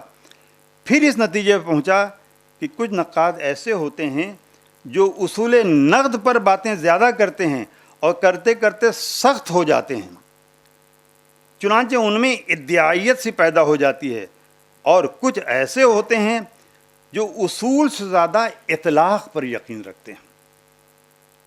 ان کے اطلاقی عمل میں ان کے افکار و تحلیل ہو کر ابھرتے ہیں۔ کم از کم قمر رئیس کا شمار میں ایسے ہی نقادوں میں کروں گا۔ قمر رئیس کا پریم چند پر لکھا گیا گراں قدر مقالہ، جو رشید احمد صدیقی کی نگرانی میں لکھے جانے کے باوجود غیر معمولی ان کی ترقی پسند فکر کی ترجمانی کرتا ہے۔ جو لوگ قمر صاحب سے واقف ہیں وہ جانتے ہیں کہ یہ مقالہ رشید احمد صدیقی کی نگرانی میں لکھا گیا، اور رشید احمد صدیقی پس پردہ ترقی پسند مخالف تھے۔ اور یہ بات میں نے پوچھی ایک بار قمر صاحب سے کہ آپ کیسے لکھ پائے، تو انہوں نے کہا کہ بھائی وہ آخری اسٹیج تھی ان کے وہ، اور انہوں نے کہا بھائی تم جو تم سمجھتے ہو جو میں تمہیں روکوں گا نہیں، اس طرح سے کچھ باتیں۔ رشید احمد صدیقی جو تحریک کے اصولوں سے زیادہ اتفاق نہیں کرتے تھے، اس کے باوجود کتاب کے دیپاچے میں مقالے کی تعریف کرتے ہیں۔ ایسا اس لیے نہیں ہوا تھا کہ پریم چند جو خود ترقی پسند اور روشن خیال فنکار تھے، اس لیے قمر رئیس کا ترقی پسند ہونا ان کی مجبوری تھی۔ قمر رئیس کی ترقی پسندی تو علی گڑھ آنے سے قبل لکھنؤ میں احتشام حسین، آل احمد سرور، محمد حسن وغیرہ کی سرپرستی اور قاضی عبدالستار، اقبال مجید، عابد سہیل، رتن سنگھ، شارب رودلوی وغیرہ کی دوستانہ صحبتوں اور بحثوں کے درمیان ہی جنم لے چکی تھی۔ پریم چند جیسے بڑے فنکار اور دانشور پر مقالہ لکھتے ہوئے اسے جلا ملی اور ابھرتے ہوئے نوجوان کو ایک راستہ ملا، ایک ایسی شاہراہ جس پر ان کی مثالیت پسند لوگ چل چکے تھے اور انہیں بھی آواز دے رہے تھے۔ پریم چند پر مقالہ مکمل کرنے کے بعد وہ علی گڑھ جیسے شہر سے نکلنے اور دہلی جیسے لبرل شہر میں پہنچنے کے بعد ان میں فطری طور پر تبدیلی آئی، روشنی آئی، جو یکے بعد دیگرے مضامین لکھے گئے۔ وہ ان کی پہلی کتاب تلاش و توازن 1968 میں جو آئی میں شامل ہیں اور متوجہ کرتے ہیں۔ چونکہ زیر قلم مقالے میں قمر رئیس کے مسلک ادب اور تنقیدی نظر پر گفتگو کرنا مقصود ہے، اس لیے میں ان کے مضامین پر گفتگو نہ کر کے ان کے دیباچے پر گفتگو کروں گا، جس کی تحریریں ان کے فکر و نظر کو سمجھنے میں بہرحال مدد کرتی ہیں۔ یہی سلسلے آگے بھی جاری رہیں گے۔ تلاش و توازن میں وہ لکھتے ہیں قمر صاحب، کتاب کا نام تلاش و توازن میرے تنقیدی مطمع نظر کے اساسی پہلوؤں کی طرف اشارہ کرتا ہے۔ تلاش تفحص کا جذبہ میرے نزدیک تنقید کا نقطہ آغاز ہے۔ ادب کا سنجیدہ قاری جب ادبی کارناموں سے متاثر ہو کر ان کے محرکات اور ماخذوں کی جستجو کرتا ہے تو گویا ذہنی طور پر وہ ایک تنقیدی عمل سے گزرتا ہے۔ ادب کی حقیقت اور ماہیت کے بارے میں جستجو کا یہ عمل جتنا گہرا اور متوازن ہوگا، اتنا ہی اس بات کا امکان ہوگا کہ اس کی جستجو یا غور و فکر کے نتائج سچائی سے قریب تر ہوں۔ اس کا یہ مطلب نہیں کہ میرے نزدیک سچائی ہمیشہ توازن یا درمیانی صورت میں ملتی ہے، ایسا ہو سکتا ہے لیکن لازماً نہیں، اس لیے بھی کہ سچائی کی طرح توازن بھی ایک اضافی حقیقت ہے۔ میرا احساس توازن بہرحال میرا اپنا ہے۔ اور آگے لکھتے ہیں، میرے نزدیک جو ہر ادبی تخلیق خواہ کسی بھی باطنی تجربے یا داخلی حقیقت کے اظہار ہو، اس کا پیرایہ بیان کتنا ہی نازک و تہدار ہو، کسی نہ کسی سماجی صورتحال کا عکس ہوتا ہے، اور صرف عکس ہی نہیں، وہ اس پر تبصرہ بھی ہوتی ہے، اس کی تفسیر بھی اور تنقید بھی۔ حالانکہ قمر رئیس تخلیقی تجزیے اور تنقیدی عمل کے لیے صرف سماجی حالات محرکات کو کافی نہیں، یہ جملہ ذرا غور سے سنیے گا کہ قمر رئیس تخلیقی تجزیے اور تنقیدی عمل کے لیے صرف میں زور دے رہا ہوں، صرف سماجی حالات و محرکات کو کافی نہیں سمجھتے، جیسا کہ محمد حسن اور ممتاز حسین اور سید محمد عقیل سمجھتے ہیں۔ وہ اس کے اور آگے جا کر فنکار کی شخصیت کے تشکیلی عناصر اور داخلی محرکات کو بھی اہمیت دیتے ہیں۔ حالانکہ بعض مارکسی نقادوں نے شخصیت کی تعمیر و تشکیل میں بھی سماجی عناصر کو داخل قرار دیا۔ خیر یہ الگ بحث ہے۔ قمر رئیس فن اور ادب کی روایات، ادب کے اقدار کو بھی اہمیت دیتے ہیں۔ ان کا خیال ہے کہ تبدیلی کے اس عمل میں یہ عناصر متغیر ہوتے چلے جاتے ہیں، حالانکہ وہ مزید اعتراف و اظہار کرتے ہیں۔ کوڈ اب اس حقیقت پر زور دینے کی ضرورت نہیں کہ ادب سماجی حقیقت کے اظہار کا ذریعہ ہے، اور کم سے کم زبان کے واسطے سے ادب کی تخلیق ایک سماجی عمل ہے۔ اس لیے ادیب کے سماجی رویے گرد و پیش سے اس کے رشتوں اور اس کے زاویہ نگاہ کی پرکھ میرے نزدیک تنقید کا اہم فریضہ ہے۔ اختصار کے ساتھ صحیح، لیکن یہ وہ تحریر و تنقید ہے جو پہلی بار اس دیباچے میں ظاہر ہوتی ہے اور ان کے تنقیدی نقطہ نظر کو بھی ظاہر کرتی ہے، ورنہ وہ زیادہ تر براہ راست تخلیق اور تخلیقات پر گفتگو کرتے ہیں، اور ان کا انداز گفتگو اور طریقہ تنقیدی ہی اصول تنقید کو ظاہر کرتا چلتا ہے۔ شکریہ۔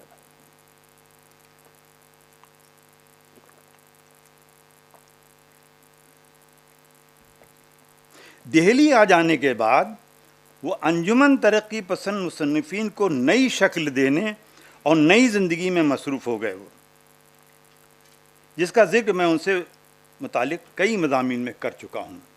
لیکن وہ پڑھنے لکھنے سے دور نہیں رہے، بلکہ یوں کہا جائے کہ ان کی عملی زندگی اور تحریکی سرگرمی ان کے فکر نظر کی ہی اظہاریت تھی تو غلط نہ ہوگا۔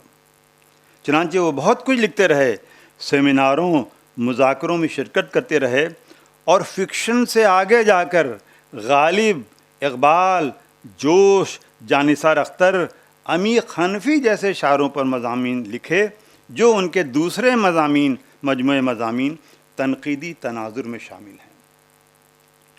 اس کتاب میں احتشام حسین، سجاد ظہیر اور کرشندر جیسے اکابرین پر بے حد عمدہ مضامین ہیں، لیکن یہاں بھی قمر رئیس کے تنقیدی مزاج اور نظریے کو سمجھنے کے لیے ان کا مختصر سا دیباچہ زیادہ مدد کرتا ہے۔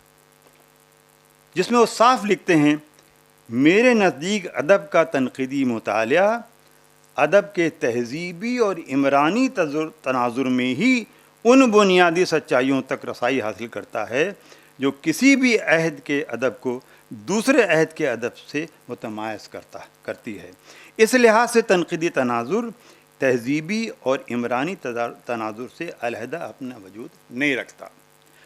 اور پھر کہتے ہیں کسی بھی فنکارے کے تنقیدی مطالعے میں ناگزیر طور پر ان داخلی اور خارجی عوامل کا مطالعہ بھی شامل ہوتا ہے جس کی زیر اثر وہ اپنی مخصوص اور منفرد حیت میں مورز وجود میں آیا۔ ہر تخلیق اپنے سماجی، تہذیبی اور شخصی، میں شخصی پہ خاص طور پر زور دے رہا ہوں کیونکہ عام شکوہ یہ ہوتا ہے کہ ترقی پسند تنقید شخصی انفعالیت کو رد کرتی ہے، اجتماعی شعور کو زیادہ لے کر چلتی ہے، لیکن قمر رئیس شخصی پر زور رہے ہیں کہ سماجی، تہذیبی اور شخصی تناظر میں ہی ایک آزاد اور ادبی اظہار کی حیثیت سے اپنا اور اپنے خالق کا اس بات کرتی ہے۔ انکوٹ۔ ان مثالوں کو بغور ملاحظہ کیجئے، ان میں نہ مارکس کا ذکر ہے اور نہ اس کی جدلیاتی مادیت کا، نہ ہی سماجی اور خارجی مظاہر کی شمولیت کی شدت کا، جیسا کہ عبدالعلیم، ممتاز حسین اور محمد حسن وارا کے تنقیدی افکار میں نظر آتے ہیں۔ یہاں سے قمر رئیس اپنے بزرگوں نیم ہم اثروں سے بھی الگ ہو جاتے ہیں۔ قمر رئیس کے نہ صرف اعلان و اظہار بلکہ تجزیہ اور تنقید میں بھی ایک متوازن اور معتدل رویہ نظر آتا ہے۔ یہ رویہ اپنے ہم اثروں جانثار اور عمیق حنفی کے تجزیوں میں تو نظر آتا ہی ہے، غالب پر لکھے گئے طویل مضمون میں بھی دیکھا جا سکتا ہے جب بار بار وہ یہ کہتے ہیں کہ فنی سانچوں کے اعتبار سے غالب نے قدیم کلاسفی اصناف اور اسالیب کی پیروی کی ہے۔ دونوں ایک نئے نظام حیات میں ہمکتے ہوئے ایک نئے متوسط طبقے کے رویوں، رابطوں، دقتوں اور احساس جمال کے نقیب ہیں۔ قمر رئیس جمال اور تخیل سے الگ نہیں ہوتے۔ یہ جملہ بھی قابل غور کہ قمر رئیس جمال اور تخیل سے الگ نہیں ہوتے، اس لیے کہ خود ان کا تنقید ذہن شعر و شاعری اور جمالیاتی کیف سے سرشار تھا، اس لیے وہ اس کیفیت کو تنقیدی بصیرت سے الگ کر کے نہیں دیکھ پاتے، جس سے ان کے تنقیدی عمل میں ایک میانہ روی تو نظر آتی ہے، لیکن اسے کسی قسم کی کمزوری سمجھنے کے بجائے ثابت قدمی اور انفراد فہمی سے مقصود کرنا چاہیے کہ ایک ایسے دور میں جہاں بیشتر ترقی پسند نقاد تنقید کو اشتراکیت، مارکسیت، سماجیت، خارجیت میں رنگ کر ایک خاص قسم کا رنگ اور پرچم لہرا رہے تھے، قمر رئیس نے اپنے ان بزرگوں سے متاثر ہونے اور انہی کی شاہراہ پر چلنے کے باوجود اپنا الگ تو نہیں لیکن مخصوص اور متوازن رویہ تو اپنایا، جو ان کے فکر و شعور کا بھی حصہ تھا اور تخلیقی و تنقیدی وجدان کا بھی۔ قمر رئیس کے تنقیدی سفر کا اگلا پڑاؤ تھا ان کا تیسرا مجموعہ تعبیر و تحلیل، جو طویل گیپ یعنی 18 برس کے بعد 1996 میں شائع ہوا۔ اس درمیان وہ بہت سے علمی عملی کام کرتے رہے جس کا تعلق بہرحال ان کے فکر و نظر سے تھا۔ مضامین بھی خوب لکھے۔ تازہ مجموعے میں ان کے 12 مضامین فکشن اور فکشن نگاروں پر ہیں اور 12 ہی مضامین شاعروں پر۔ 2 الگ مضامین ذرا الگ نوعیت کے ہیں، سردار جعفری اور مارکسی تنقید، مولانا آزاد کا تصور آزادی۔ لیکن پہلے ان کے تیسرے دیباچے پر 2 جملے، اس کے بعد سردار جعفری والے مضمون پر گفتگو۔ دیباچے پر 2 جملے اس لیے ضروری کہ تقریباً 35 سال کا علمی، ادبی اور تنقیدی سفر گزارنے کے بعد وہ پہلی بار باضابطہ طور پر یہ اعتراف کرتے ہیں کہ میں اپنے ادبی موقف اور تنقیدی تفہیم میں مارکسزم سے روشنی حاصل کرتا رہا ہوں۔ یہ تیسرے مجموعے میں آ کے یہ بات کہہ رہے ہیں، اس سے پہلے وہ نہ مارکس کا نام لیتے ہیں نہ بہت زیادہ اشتراکیت کا نام لیتے ہیں۔ اور اس سے زیادہ قیمتی یہ جملہ کہ مارکسزم میرے نزدیک کوئی عقیدہ یا بے لچک میکانکی نظریہ نہیں بلکہ زندگی، تاریخ، معاشرہ اور انسانی کلچر کے مظاہر کی تفہیم و تغیر کا ایک کشادہ سائنسی طریقہ کار میتھڈ ہے، جس سے کم و بیش گزشتہ 100 سال کے عرصے میں ادب کے محرکات، ماخذوں اور ادبی سرمایے کی تفہیم و تجزیے میں مؤثر اور کارگر طور پر کام لیا گیا۔ مارکسی فکر کے معروضی اور عقلی طریقہ کار نے دوسرے نظریوں کی موضوعیت، جارحیت اور عدم توازن پر مؤثر روک لگائی۔ اس طرح ادب کے مطالعے میں علمی افہام و تفہیم اور اقوال کی راہ ہموار ہوئی۔ یہ جملے قمر رئیس کے ہیں۔ انکوٹ۔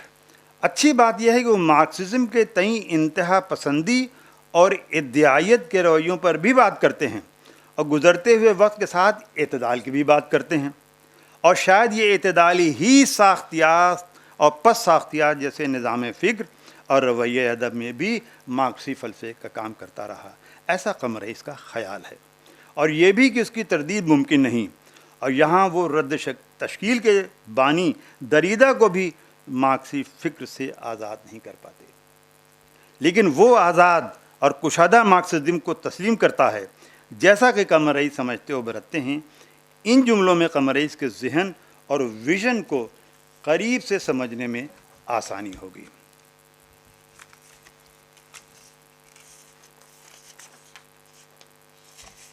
ادب کا جدلیاتی عمل بھی ایک عرفہ قدری نظام کا ویژن دکھا کر زندگی کو بدلنے کی خواہش پیدا کرتا ہے۔ زبان دیکھیے، تنقید کی جو ایک علمی زبان تنقید کی ہونی چاہیے، سنجیدہ علمی زبان، ادب کا جدلیاتی عمل بھی ایک عرفہ قدری نظام کا ویژن دکھا کر زندگی کو بدلنے کی خواہش پیدا کرتا ہے، جسے مارکسی تنقید میں مرکزی حیثیت حاصل ہے۔ میری دانش میں مارکسی نقاد اس وسیع طریقہ کار کی عملی اور اخلاقی اساس پر ہی ترقی پذیر علوم کے انکشافات سے تخلیقی طور پر فیض اٹھاتا آیا ہے، اور اس طرح وہ ادبی تنقید کی معنویت کو نئے امکانات کے افق بھی دکھاتا رہا ہے۔ انکوٹ۔ قمر رئیس کا معتدل ترقی رویہ ان کے مضامین میں نظر آتا ہے، اگر وہ ایک طرف ان کے ان مضامین میں نظر آتا ہے، ایک طرف پریم چند، جوش، نیاز وغیرہ کی سماجی فکر پر مضمون لکھتے ہیں۔ ذرا آپ سوچیے کہ پریم چند اور جوش تو سمجھ میں آتا ہے، لیکن نیاز کے سماجی رویوں پر مضمون لکھتے ہیں، اور دوسری طرف بیدی کی تخلیقیت، جوگندر پال کے فن، جوش کی شعریات، یہ ذرا موضوعی ملاحظہ کیجیے، بیدی کے فن، جوش کی شعریات، فیض کے اسلوب و آہنگ پر بھی مضامین لکھتے ہیں۔ جیسا کہ عرض کیا گیا کہ اسی مجموعے میں ان کا ایک الگ سا مضمون ہے، سردار جعفری اور مارکسی تنقید۔ اگرچہ اس مضمون میں سردار جعفری کے مارکسی رویوں پر گفتگو کی گئی ہے، لیکن ساتھ ہی قمر رئیس کی مارکسی فکر پر بھی روشنی پڑتی ہے۔ دونوں کے درمیان ایک تخلیقار کے تنقیدی رویوں پر بھی عمدہ گفتگو ہوتی ہے، بلکہ مضمون کی ابتدا ہی اس حوالے سے ہوتی ہے، لیکن وہ محض تمہید ہے۔ اصل گفتگو کا آغاز ان کی کتاب ترقی پسند ادب سے ہوتا ہے، جو سردار جعفری کی کتاب ہے۔ قمر رئیس کا خیال ہے کہ اس کتاب کی اشاعت کے وقت تک ترقی پسند ادبی نظریات کے خط و خال واضح نہیں ہوئے تھے، اس لیے بحث جاری تھی۔ اس ضمن میں وہ خلیل الرحمن اعظمی کا ذکر بطور خاص کرتے ہیں، جو ابتداً سردار جعفری کو پسند کرتے تھے، ان کی شاعری کے مداح تھے، لیکن جیل سے باہر آنے اور رشید احمد صدیقی کے قریب آنے کے بعد ان کا رویہ مختلف اور متضاد ہو چکا تھا۔ اس مضمون میں اس اختلاف یا انحراف پر زیادہ گفتگو کی گئی ہے، لیکن جعفری اور اعظمی کے درمیان قمر رئیس اور ان کا نقطہ نظر جس طرح برآمد ہوتا ہے، وہ ہمارے لیے زیادہ کارآمد ہے۔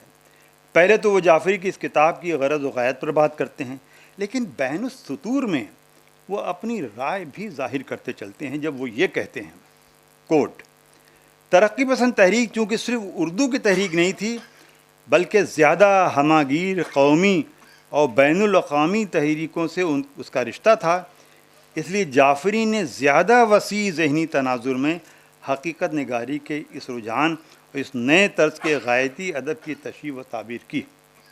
انہوں نے اس کی سماجی معنویت کے ساتھ ساتھ اس کے جمالیاتی تلازمات پر بھی روشنی ڈالی ہے انکوٹ۔ وہ جعفری کے جمالیاتی تلازمات کو تلاش کر لیتے ہیں، حالانکہ جعفری خود اس پر کم گفتگو کرتے ہیں، لیکن قمر رئیس اپنی دلچسپی کا عنصر تلاش کرتے ہوئے جعفری کے بعض رویوں پر نکتہ چینی بھی کرتے ہیں۔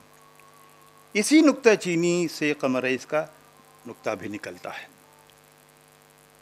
صاف ظاہر ہوتا ہے کہ قمر رئیس جارحیت اور شدت کو پسند نہیں کرتے۔ وہ اس سلسلے میں اعظمی پر بھی نکتہ چینی کرتے ہیں، اور جو اچانک مسلک ادب تبدیل کر کے جعفری کو نشانہ بناتے ہیں، لیکن وہ جعفری کے اس عمل کی پذیرائی کرتے ہیں کہ انہوں نے پہلی بار انسان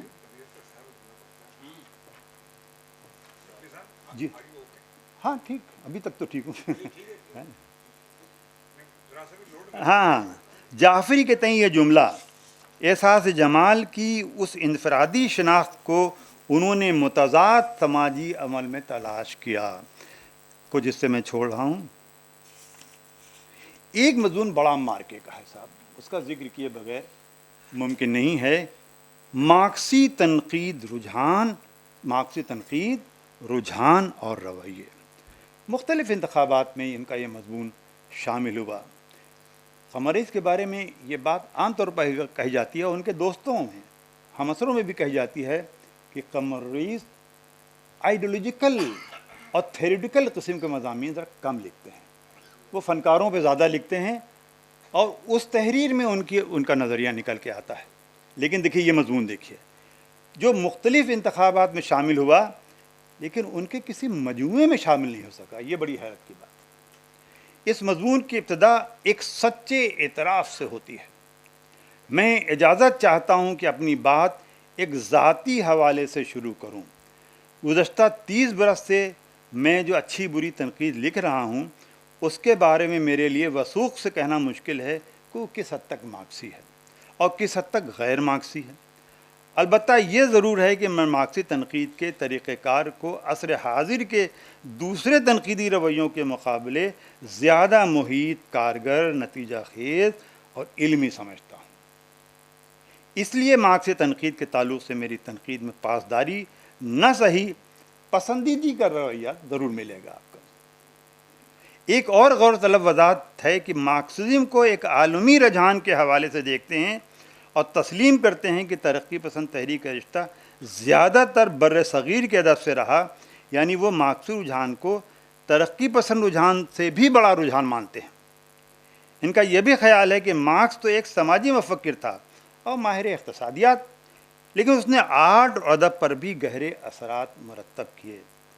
اس مقام پر قمر رئیس یہ کہنے میں تکلف نہیں کرتے کہ اس حقیقت کو ماننے میں اب تعامل نہیں ہونا چاہیے کہ جہاں اس نے ادبی تنقید کو ایک نیا تناظر، نئی جہت دی، وہاں اس کے طریقہ کار کو برتنے میں ادعائی اور میکینکی انداز میں بھی نمایاں رہا ہے۔ اس صدی کے چوتھے پانچویں دہے میں بعض سیاسی اور وقتی عوامل کے زیر اثر مارکسی تنقید رویے میں انتہا پسندی اور مضمون لمبا ہے، میں نے جیسے کہ آپ سے عرض کیا۔ اب میں صرف آخری صفحہ پڑھے دے رہا ہوں تاکہ وہ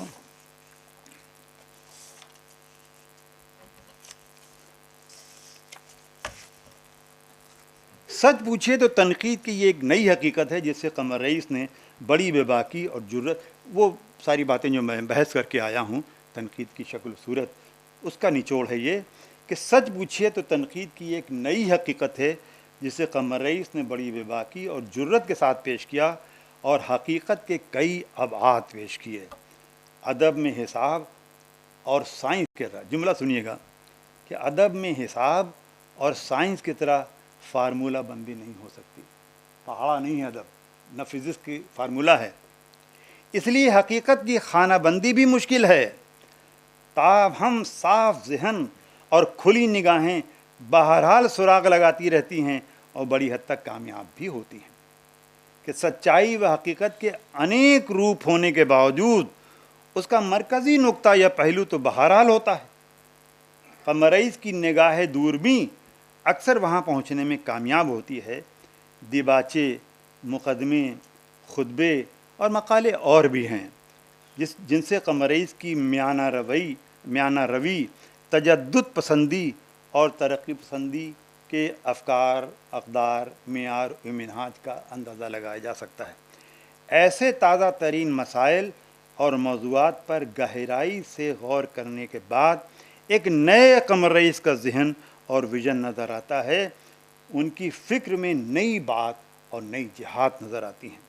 ملاحظہ کیجئے کہ ان کے بعد یا آخری دور کے لکھے ہوئے مقالات، مثلاً میر شبستہ سے آگے، میاں نذیر اور ہولی کا گلال، ذرا عنوان ہی دیکھیے کیسے کیسے عنوان رکھ رہے ہیں کہ میر شبستہ سے آگے، میاں نذیر اور ہولی کا گلال وغیرہ، آزاد نظم اور مخدوم، احمد فراز، ظفر گورکھپوری، پروین شیر، حسن عابد پر لکھے گئے ان کے تازہ مضامین، یا فکشن میں قرۃ العین حیدر اور جوگندر پال وغیرہ پر لکھے گئے مضامین، ان میں پریم چند شناس والے قمر رئیس آگے اور بہت آگے نظر آئیں گے۔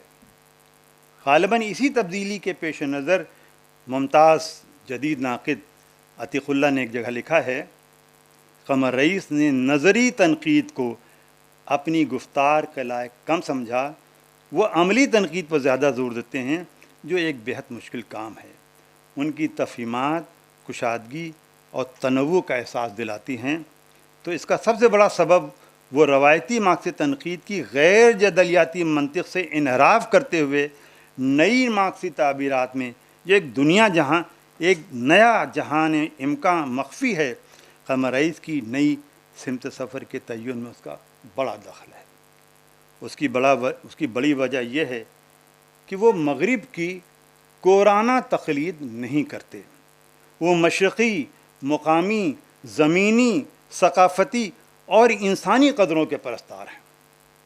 مغرب سے بس اتنا ہی لیتے ہیں جن میں عالمی انسانی برادری کا درد یا عطر جھلکتا ہوا محسوس ہو۔ قمر رئیس شعر و ادب میں عطر و مہک کے قائل ہیں، وہ جمال اور انوار جمال کے اس سے بھی زیادہ۔ یہ الگ بات ہے کہ ان کے جمالیاتی اقدار انسانی و اخلاقی اقدار سے الگ نہیں ہوتے، اسی لیے وہ نظریاتی مباحث پر کم اور تخلیقی بصیرت پر باتیں زیادہ کرتے ہیں۔ جوش، فراق، فیض، سردار جعفری، مخدوم، احمد فراز وغیرہ پر لکھے گئے مضامین میں ایک خاص قسم کا فکری توازن اور نظریاتی اعتدال نظر آتا ہے۔ اسی لیے ممتاز ناقد سید محمد عقیل یہ کہنے میں حق بجانب ہیں، قمر رئیس انتہا پسندی کے مرتکب کبھی نہیں ہوئے۔ ان کی تنقید موضوع میں سچائی تلاش کرتی ہے، وہ اپنے موضوع کے اسیر نہیں ہوتے بلکہ ہر وقت توازن کا لحاظ رکھتے ہیں اور صحیح ناقدانہ تجزیہ کرتے ہیں۔ انہی کے ایک اور ہم عصر وہاب اشرفی کا خیال ہے، قمر رئیس اپنی روش میں جامد نہیں ہیں، ان کے اندر کا شعور جمالیات کے بہت سے ایسے تقاضوں کو سمیٹتا رہا ہے جو نام نہاد علمبردار ان جمالیات کے ہاں دور دور نہیں ملتا، علمبرداران نے جمالیات کے ہاں بہت دور دور تک نہیں ملتا۔ قمر رئیس کے جمالیاتی شعور کا سرچشمہ انسانی ہمدردی ہے۔ یہ وہاب اشرفی کہہ رہے ہیں، کوئی دوسرا ترقی پسند نقاد نہیں کہہ رہا ہے۔ مثالیں اور بھی دی جا سکتی ہیں، لیکن میں سمجھتا ہوں کہ قمر رئیس کی تحریریں خود اپنی مثال آپ ہیں۔ کسی فنکار و قلمکار کا نقطہ نظر اور مسلک ادب کو اس کی تخلیق و تنقید کے بد سے نمودار ہو، تحریک کو روشن کرے، تو اس سے قارئین کی نگاہ بھی روشن اور مضبوط ہوتی چلی جاتی ہے۔ قمر رئیس فکشن کے نقاد اور پریم چند شناس کے طور پر مشہور ہوئے۔ پریم چند شناسی کی جب بات آتی ہے تو ان کے پی ایچ ڈی کے مقالے کا ذکر سب زیادہ ہوتا ہے۔ ایک کتاب اور انہوں نے تردید دی، شخصیت و کارنامے، لیکن یہ جو پبلیکیشن ڈویژن ہے اس نے جو ایک کتاب چھاپی تھی پریم چند، پتلی سی، پریم چند فکر فن، غیر معمولی کتاب، اس میں پوری فکر جو ہے وہ نظریاتی اور فلسفیانہ ہے۔ پی ایچ ڈی کے مقالے کے تو اپنے کچھ اور تقاضے بھی تو ہوتے ہیں نا، اس میں حیات بھی لکھ رہے ہیں، شخصیت بھی لکھ رہے ہیں، بہت وہ سب کچھ ہے، لیکن پریم چند فکر فن جو ان کی کتاب ہے وہ بڑی غیر معمولی ہے، وہ اب ملتی بھی نہیں آسانی سے۔ اصل قمر رئیس اور ان کے مسئلے ادب اور نظریہ تنقید کو سمجھنے کے لیے ان کی تحریر و تنقید کو بغور ملاحظہ کیجیے، جہاں وہ صاف طور پر کہتے ہیں کہ بڑی شاعری کے لیے شعری وجدان اور زندگی کا ہمہ جہت عرفان دونوں کی توانائی اور گہرائی ناگزیر ہے، لیکن اس سے زیادہ ضروری ہے جمالیاتی احساس جو ہر شاعر کو ارزانی سے نہیں ملتا۔ اس سے بھی زیادہ ضروری جمالیاتی احساس کی بات کر رہے ہیں، جو اکثر ترقی پسند کم بات کرتے ہیں۔ اسی لیے ہمارے ہاں مارکسی تنقید، سائنٹیفک تنقید و سماجی تنقید تو ہے، جمالیاتی تنقید ذرا کم ہے ہمارے ہاں، کم کام ہوا اس پر۔ اس طرح کی اور تحریریں ہیں جن میں ان کی فکر کا افق پھیلا ہوا ہے، جس کی دنیا تلاش و توازن سے آگے کی بڑی دنیا ہے، جس میں تلاش حق ہے اور تلاش قدر بھی، اور سب سے زیادہ تلاش جمال۔ یہی ان کا نظریہ تنقید نظر آتا ہے، جو اپنی عمدہ تجزیاتی پیشکش کی وجہ سے تخلیق در تخلیق ہوتا چلا جاتا ہے۔ ہربرٹ ریڈ نے یوں ہی تو نہیں کہا تھا کہ ایک عمدہ تنقید تخلیق در تخلیق ہوتی ہے۔ Criticism is creation with in creation. Qamar Rais کی تنقید جس کی عمدہ مثال ہے، اقبال کے اس شعر پر گفتگو تمام کرتا ہوں کہ اے اہل نظر ذوق نظر خوب ہے، لیکن جو شے کی حقیقت کو نہ سمجھے وہ نظر کیا۔ شکریہ۔ حضرات، آپ پروفیسر علی احمد فاطمی صاحب کا پرمغز خطبہ سماعت فرما رہے تھے۔ یقیناً اس خطبے سے ہم سب کے علم میں اضافہ ہوگا۔ پروفیسر صغیر افرحیم صاحب اردو فکشن کے اس وقت کے سب سے بڑے نقاد اور پریم چند شناسوں میں نمایاں حیثیت رکھتے ہیں۔ آپ کو آج 7واں قمر رئیس ایوارڈ بھی پیش کیا جائے گا۔ یہ ایوارڈ 25,000 روپے نقد، شال، سند اور میمنٹو پر مشتمل ہے۔ میری بہت ہی ادب احترام کے ساتھ پروفیسر علی احمد فاطمی صاحب سے درخواست ہے کہ وہ صغیر افرحیم صاحب کی خدمت میں میمنٹو پیش فرمائیں۔ صغیر افراہیم صاحب کو جو یہ ایوارڈ دیا جا رہا ہے، میں ان کو مبارکباد تو پیش کرتا ہی ہوں، لیکن ہماری کمیٹی نے جو فیصلہ لیا یہ قمر رئیس کے شاگرد نہیں ہیں، علی گڑھ کے پروڈکٹ ہیں یہ تو، لیکن قمر رئیس کے نقش قدم پر ساری زندگی یہ چلتے رہے، اور اس وقت عہد حاضر میں پریم چند پر سب سے بڑا کام کرنے والے صغیر افراہیم صاحب ہیں۔ اسی لیے ان کو یہ قمر رئیس ایوارڈ دیا جا رہا ہے، جس کے لیے ہمارے دوست اور پورے ایوارڈ کمیٹی شکریہ کے مستحق۔ ہندی میں بھی کام آیا، مشترکہ طور پر ان کو پیش فرمائیں۔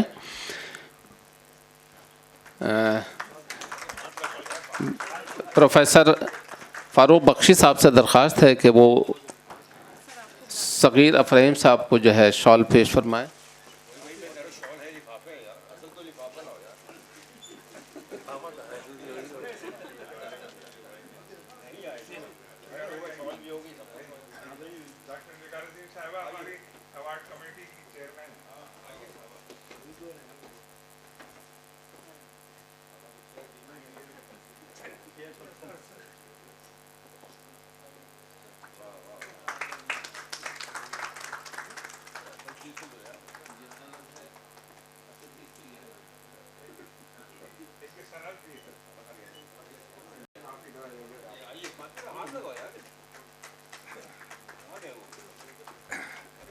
میں ڈاکٹر ادریس صاحب سے گزارش کروں گا، کیونکہ یہ چیک قدوائی صاحب کو پیش کرنا تھا اور وہ طبیعت کی ناسازی کی وجہ سے حاضر نہیں ہو سکے، تو ادریس صاحب یہ چیک فاطمی صاحب کو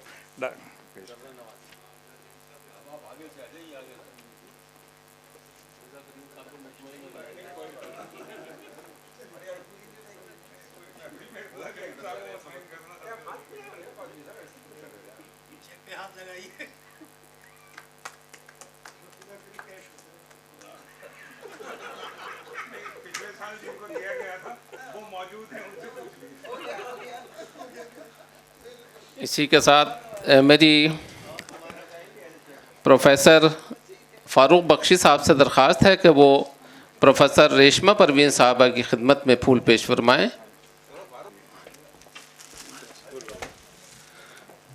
میری بہت ہی ادب احترام کے ساتھ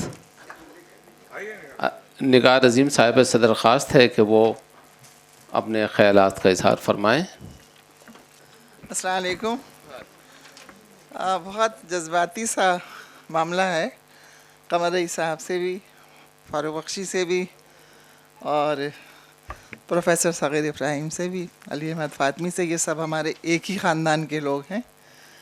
اور اس موقع پر میں صغیر ابراہیم صاحب کو دلی مبارکباد پیش کرتی ہوں کہ ایوارڈ صحیح جگہ پہنچا. یہ بہت بڑے قمر رئیس صاحب کے چہیتے جسے کہنا ہے اور پسندیدہ شاگرد تو نہیں ہے، لیکن ہاں میں تو شاگردی سمجھتی ہوں. جو بھی ان کے ساتھ رہا ہے ان کی شاگردی میں ہی ہے. میں بھی شاگرد نہیں ہوں لیکن شاگرد ہی سمجھتی ہوں. تو اتنا ضرور ہے کہ یہ پروگرام صرف اور صرف ایک واحد فاروق بخشی صاحب کی وجہ سے ہوا ہے. قمر رئیس صاحب نے شاگرد تو بہت بنائے، بہت پیدا کیے، لیکن وفادار شاگرد کتنے نکلے یہ غور طلب ہے. یہ مجمع صرف اور صرف انہی کی دین ہے، انہی کی محنت ہے، انہی کی کارگزاری ہے. اور یہ 7واں ایوارڈ فنکشن، مجھے امید ہے کہ اللہ ان کی حیات لمبی ہو پروردگار، اور یہ فنکشن ہر سال اسی طرح جوش و خروش سے منائیں، اور آگے اس میں جو نئی نسل کے لوگ ہیں انہیں بھی شامل کریں تو زیادہ کامیابی ملے گی. کیونکہ قمر رئیس صاحب کے استاد اور شاگرد کے ظاہر ہے کتنے گنے چنے رہ گئے ہیں، اور ایوارڈ کے بعد صفیں خالی ہیں، تو نئے لوگوں کو بھی شامل کریں، ایسی میری خواہش ہے. میں اپنا کل پیپر بھی پیش کروں گی. میری بہت ساری یادیں قمر رئیس صاحب سے وابستہ ہیں، اتنی کہ شاید ایک کتاب ہو جائے. ہم لوگ بہت ان کے بہت بڑے فین ہیں، اور یہ سارا فین کلب انہی کا ہے جتنا بھی یہاں مجمع ہے. تو میں بہت مبارکباد دیتی ہوں اور بہت شکریہ ادا کرتی ہوں اس بات کے لیے کہ مجھے بھی یہ ایوارڈ پچھلے برس مل چکا ہے. میں اپنے کو حالانکہ اس لائق نہیں سمجھتی، لیکن وفاداری میں کوئی کمی نہیں ہے. دوستوں کے لیے اور شاگردوں کے، استادوں کے لیے جو دل میں قدر عزت اور ہوتی ہے، وہ اس کی مثال یہاں فاروق بخشی صاحب ہیں. اور فاطمی بھائی صحت کے باوجود اتنی دور سے آئے ہیں، ان کی صحت متاثر ہے، کئی برس کے بعد وہ آئے ہیں. اور میرے بیٹوں کی شادیاں نکل گئیں، وہ نہیں آ سکے، معذرت کر لی، لیکن آج مجھے وہ سب اس سے بھی زیادہ خوشی محسوس ہو رہی ہے ان کو یہاں دیکھ کر. اللہ تعالیٰ ان کی صحت اچھی رکھے پروردگار، اور یہ سفر ان کا کامیاب ہو. اب یہ باہر نکل گئے ہیں تو اب یہ آتے جاتے رہیں، ایسی میری خواہش ہے. ادریس صاحب کا بہت شکریہ، بہت زیادہ شکریہ کہ انہوں نے یہ بہت شاندار پروگرام منعقد کیا. بہت شکریہ. خدا حافظ. بہت شکریہ میم. میں تمام حاضرین کی جانب سے پروفیسر نگار عظیم صاحبہ کی خدمت میں پھول پیش کرنے کی اجازت چاہتا ہوں.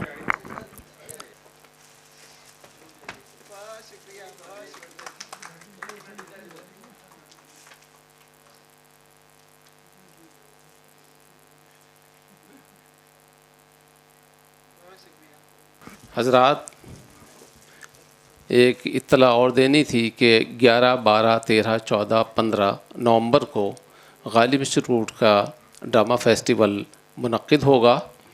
یہ شام 6 بجے 5 ڈرامے پیش کیے جائیں گے. میری آپ سبھی حضرات سے درخواست ہے کہ تمام میں تشریف لائیں. اس کے بعد 19 نومبر کو فخر الدین علی احمد میموریل لیکچرز کا انعقاد ہوگا. اس سے مرتبہ مقرر ہیں جسٹس سدھانشو دھولیا صاحب، تو اس میں بھی میری درخواست ہے. اور اس مرتبہ جو غالب سروٹ کی بین الاقوامی تقریبات ہیں وہ منشی پریم چند پہ ہیں. یہ 26، 27، 28 دسمبر کو منعقد کی جائیں گی. تمام حضرات سے بہت ہی ادب احترام کے ساتھ درخواست ہے کہ اس میں بھی تشریف لائیں. اب میں اس جلسے کے صدر اور میرے استاد بھی ہیں پروفیسر ارتضیٰ کریم صاحب. اچھا ہاں، پہلے معاف کیجیے گا، میری بہت ہی ادب احترام کے ساتھ درخواست ہے پروفیسر صغیر ابراہیم صاحب سے کہ وہ تشریف لائیں اور اپنے خیالات کا اظہار فرمائیں. پروفیسر اصغر ڈائس پر بیٹھے معزز حضرات اور ڈائس سے نیچے بیٹھے اور بھی معزز حضرات،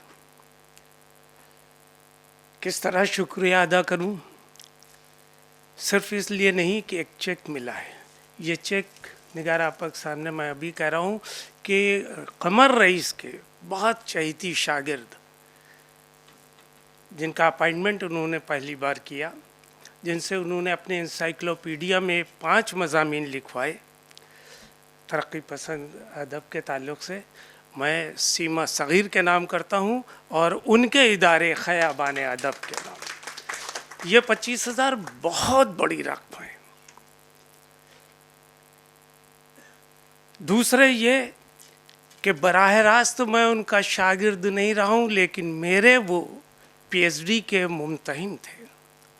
मैंने मैंने बहुत ऐसे आदमी के साथ पीएचडी की थी जिनका नाम है प्रोफेसर नईम अहमद, जो दरअसल अलीगढ़ के नहीं थे। अलीगढ़ में मिजाज उनका दिल्ली 6 का था, और उन्होंने मुझे टॉपिक दिया था कि जिस पर आप काम करेंगे। हालांकि मैं काजी अब्दुल सत्तार का शागिर्द उन्हीं के साथ मैं करना चाहता था, लेकिन उन्होंने कहा नहीं आप करिए ज़रा। और मौजू दिया था कि प्रेमचंद और उनके मासरीन बाहैसियत अफसाना निगार, जो बाद में टॉपिक हो गया उर्दू अफसाना तरक्की पसंद तहरीक से क़ब्ल। मेरे मुमतहिन प्रोफेसर कमर रईस ने जो रिपोर्ट लिखी 3 सफ़े की, जिसमें मेरी बेटी अक्सर शुरू कहती थी कि अब्बा आप पहले ऐसे लिखते थे, इतने लंबा घसीट के, इतना, अब तो आपकी हैंड राइटिंग बहुत अच्छी है। अब तो वो खुद जानती है। और तो हम कहते हैं और इसे आप इतना अजीज़ रखते हैं इन 3 सफ़ों को। हमने कहा उस 3 सफ़े में जो उन्होंने लिखा है। और दूसरे मेरे मुमतहिन थे प्रोफेसर यूसुफ सरमद साहब। तो सरमद साहब ने कहा जो कमर रईस ने लिखा बिल्कुल सही लिखा है, कि सग़ीर ने कम अज़ कम प्रेमचंद के तमाम साथियों के फ़िक्शन का तक़ाबली मुताला किया। और उसके बाद वो हमसे हमेशा कहते थे, जब भी होता था, कि आप प्रेमचंद को न छोड़िए। अब ये फ़ातिमी साहब पढ़ रहे थे, क्या कीनोट एड्रेस था, बेहतरीन। फ़ातिमी साहब की तहरीर को तो हम लोग वैसे भी एक लफ्ज़ को देखते हैं कि रशीद अहमद सिद्दीकी दिल से चाहते थे, उन्हें बहुत चाहते थे। उनकी बेटी सलमा आपा उन्हें बहुत चाहती थी। और जब वो सेमिनार में आए रशीद साहब का, जब 77 में इंतकाल हो गया है और प्रेमचंद सेमिनार में अलीगढ़ आए हैं, तो मैंने उन्हें रोते हुए भी देखा है, प्रोफेसर कमर रईस को। कल गुफ्तगू अलग होगी। कमर रईस साहब ने कैसे लोगों को बनाया है, एक छोटी सी मिसाल। बहुत मेहनत कर रहा था अभी सीमा का नया मुजल्ला निकालने के लिए। एक शख्स जो छोटी सी लाइब्रेरी का लाइब्रेरियन अलीगढ़ में वो रहे 4 साल, और बहुत बड़ा हल्का, बहुत वसी हल्का था कमर रईस साहब का। तो उन्होंने एम हबीब खान से कहा कि मियाँ तुम ये जो कर रहे हो अफसानों के ऊपर काम करो। तो उन्होंने कहा क्या है? उन्होंने कहा नया साल आ रहा है, तुम 1958 के बेहतरीन अफसाने सेलेक्ट करो। कमर रईस साहब के हुक्म के मुताबिक उन्होंने 15 अफसाने किए, जिसमें 12 को उन्होंने सेलेक्ट कर दिया।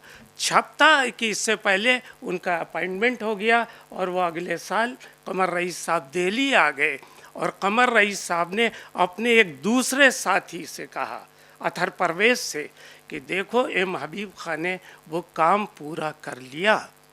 और 1960 में जब वो छपा 1958 के अफसाने, तो एक ट्रेंड चल गया कि अफसाने कैसे हों। और अतहर परवेज़ साहब ने तो इस पर फिर बहुत काम किया, किस तरह से तामीर करते। एक वाक़या सिर्फ और बयान करता चलूँ, उनकी पर्सनालिटी, उनकी शख्सियत का, कमर रईस साहब के उस्ताद तो बिल्कुल हैं, नहीं उस्ताद हों तो फिर क्या है, बल्कि वो उस्तादों के उस्ताद। एक सेमिनार मैं करा रहा था अलीगढ़ में 2005 में, एक इंटरनेशनल सेमिनार डॉक्टर रशीद जहाँ, बहुत बड़ा सेमिनार जिसमें जो लोग शरीक थे प्रोफेसर इर्तिज़ा करीम साहब, अली अहमद फ़ातमी साहब और निगार साहिबा मौजूद हैं जो इसमें मौजूद हैं। जिस वक्त मैंने कर लिया सब खतूत भी आ गए कि फैज़ अहमद फैज़ की बेटी मनीज़ा हाशमी आ चुकी हैं, लेकिन नया नया रीडर हुआ था कि वाइस चांसलर ने तलब कर लिया कि आप आ जाइए अलीगढ़ मुस्लिम यूनिवर्सिटी में। ज़कियापा प्रिंसिपल थी, ज़कियापा ने कहा तुम ही जाओ। हमने कहा नहीं, बग़ैर आपके, कि आप तो चेयरमैन हैं उसकी फीमेल एजुकेशन एसोसिएशन की। वाइस चांसलर ने कहा कि कैंपस में सेमिनार नहीं होगा, ये मुखालफत हो रही है। उस दौर का आप याद कीजिए, 2005 में इंटरनेशनल सेमिनार, सब घबराए हुए कि ये तो फैज़ की बेटी आ गई हैं, लंदन से लोग आ गए हैं, सब लोग आ रहे हैं, कैसे होगा। ज़कियापा ने कहा मैं कुछ नहीं जानती हूँ, कन्वीनर आप हैं, आप कमर रईस के पास अभी दिल्ली जाइए। गाड़ी दी उन्होंने, मैं कमर रईस साहब की खिदमत में हाजिर हुआ। इस लिहाज से मैं अपने आप को शागिर्द समझता हूँ। तो उन्होंने कहा हाँ मुझे मालूम हो गया है, बैठो तुम। कई फ़ोन किए और उन्होंने कहा आखिर में चलते वक्त सगीर मियाँ इन्हीं तारीख़ में सेमिनार होगा, अलीगढ़ में ही होगा, सिर्फ प्लेस बदल जाएगा, देखते हैं कि कौन रोक लेता है। बड़ी हिम्मत का सवाल है कि जहाँ वीसी भी मौजूद हो। हमने कहा सर लोग आ रहे हैं, मोहम्मद हसन साहब मेहमान खुसूसी हैं, अलवी साहब आ रहे हैं, और इलाहाबाद से सब हमारे उस्ताद मोहतरम आकिल रिजवी साहब आ चुके हैं, सब लोग आ रहे हैं। तो उन्होंने कहा कुछ नहीं, मैं भी कल आ रहा हूँ और सेमिनार होगा, हबीब मंजिल में होगा। कई फ़ोन करने के बाद आए और ये लोग मौजूद हैं कि वो इंटरनेशनल सेमिनार जिस शान से हुआ और जिस की नोट एड्रेस में उन्होंने गुफ्तगू की। सिर्फ एक वाक़े के बाद देख रहा हूँ कि मैं बैठे हुए हैं, मौलाना अब्दुल माजिद दरियाबादी के ख़ानदान के फ़र्द बैठे हुए हैं, और उस की नोट एड्रेस में आपको याद होगा कि उन्होंने कहा कि उलमा किस हद तक, यानी मौलाना अब्दुल माजिद दरियाबादी से लेकर वो चले थे कि किस हद तक प्रेमचंद को पसंद करते हैं। एक नए पहलू को टेक्निक के एतबार से और फ़न के एतबार से कमर रईस ने उस सेमिनार में पेश कर दिया। तो ये अवार्ड मिलना मेरे लिए बाइस फ़ख्र बहुत है। ये अब कोई उसके लिए नहीं, जैसे मुझे मालूम हुआ मैंने कहा ये अब बड़ा मुझे अवार्ड मिल रहा है कि कमर रईस जो मेरे लिए बहुत आइडियल है, हमेशा आइडियल है। क्योंकि मैं देखता था कि मेरे सुपरवाइज़र प्रोफेसर नईम साहब अगर किसी को पसंद करते हैं तो वो सिर्फ कमर रईस को, वरना दिल्ली में वो किसी को पसंद नहीं करते थे। उस बहुत वो टेढ़े आदमी थे, और लोक लहर जो खुद निकालते हों उस ज़माने में।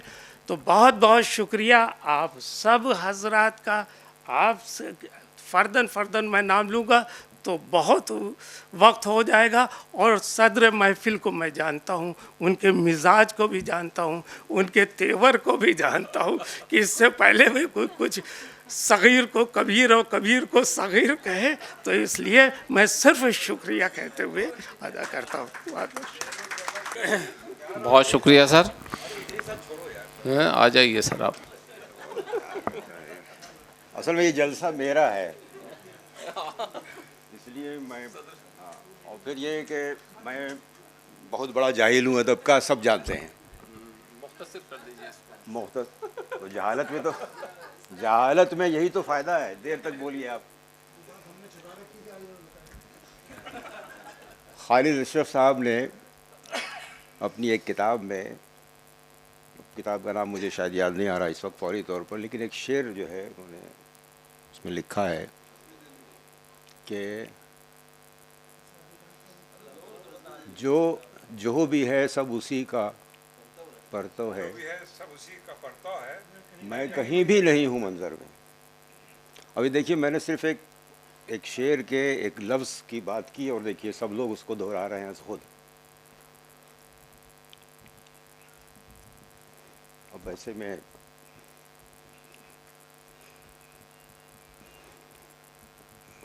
چونکہ میرا رشتہ جو ہے وہ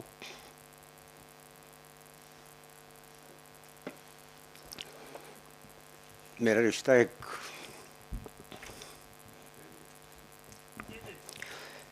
رشتہ ایک باپ بیٹے جیسا تھا استاد. اور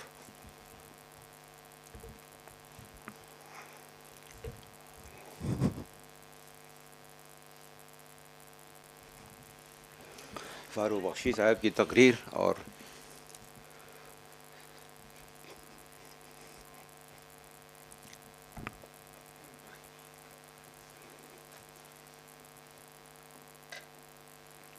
شاید میں کچھ کہہ نہیں پاؤں. چونکہ بہت مشکل ہے فاروق صاحب نہیں بات، کیونکہ وہ اصل میں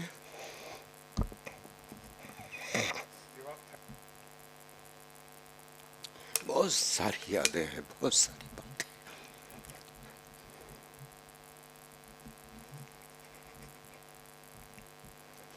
خالد اشرف صاحب نے تو وہ شعر نقل کیا ہوگا، لیکن حقیقت یہ ہے کہ بہت ساری باتیں میں شاید نہیں کر پاؤں اس طرح سے، چونکہ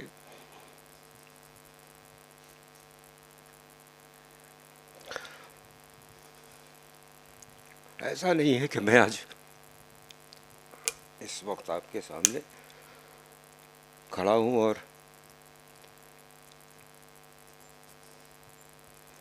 قمر رئیس صاحب کو یاد کر رہا ہوں. ایسا نہیں ہے. قمر رئیس صاحب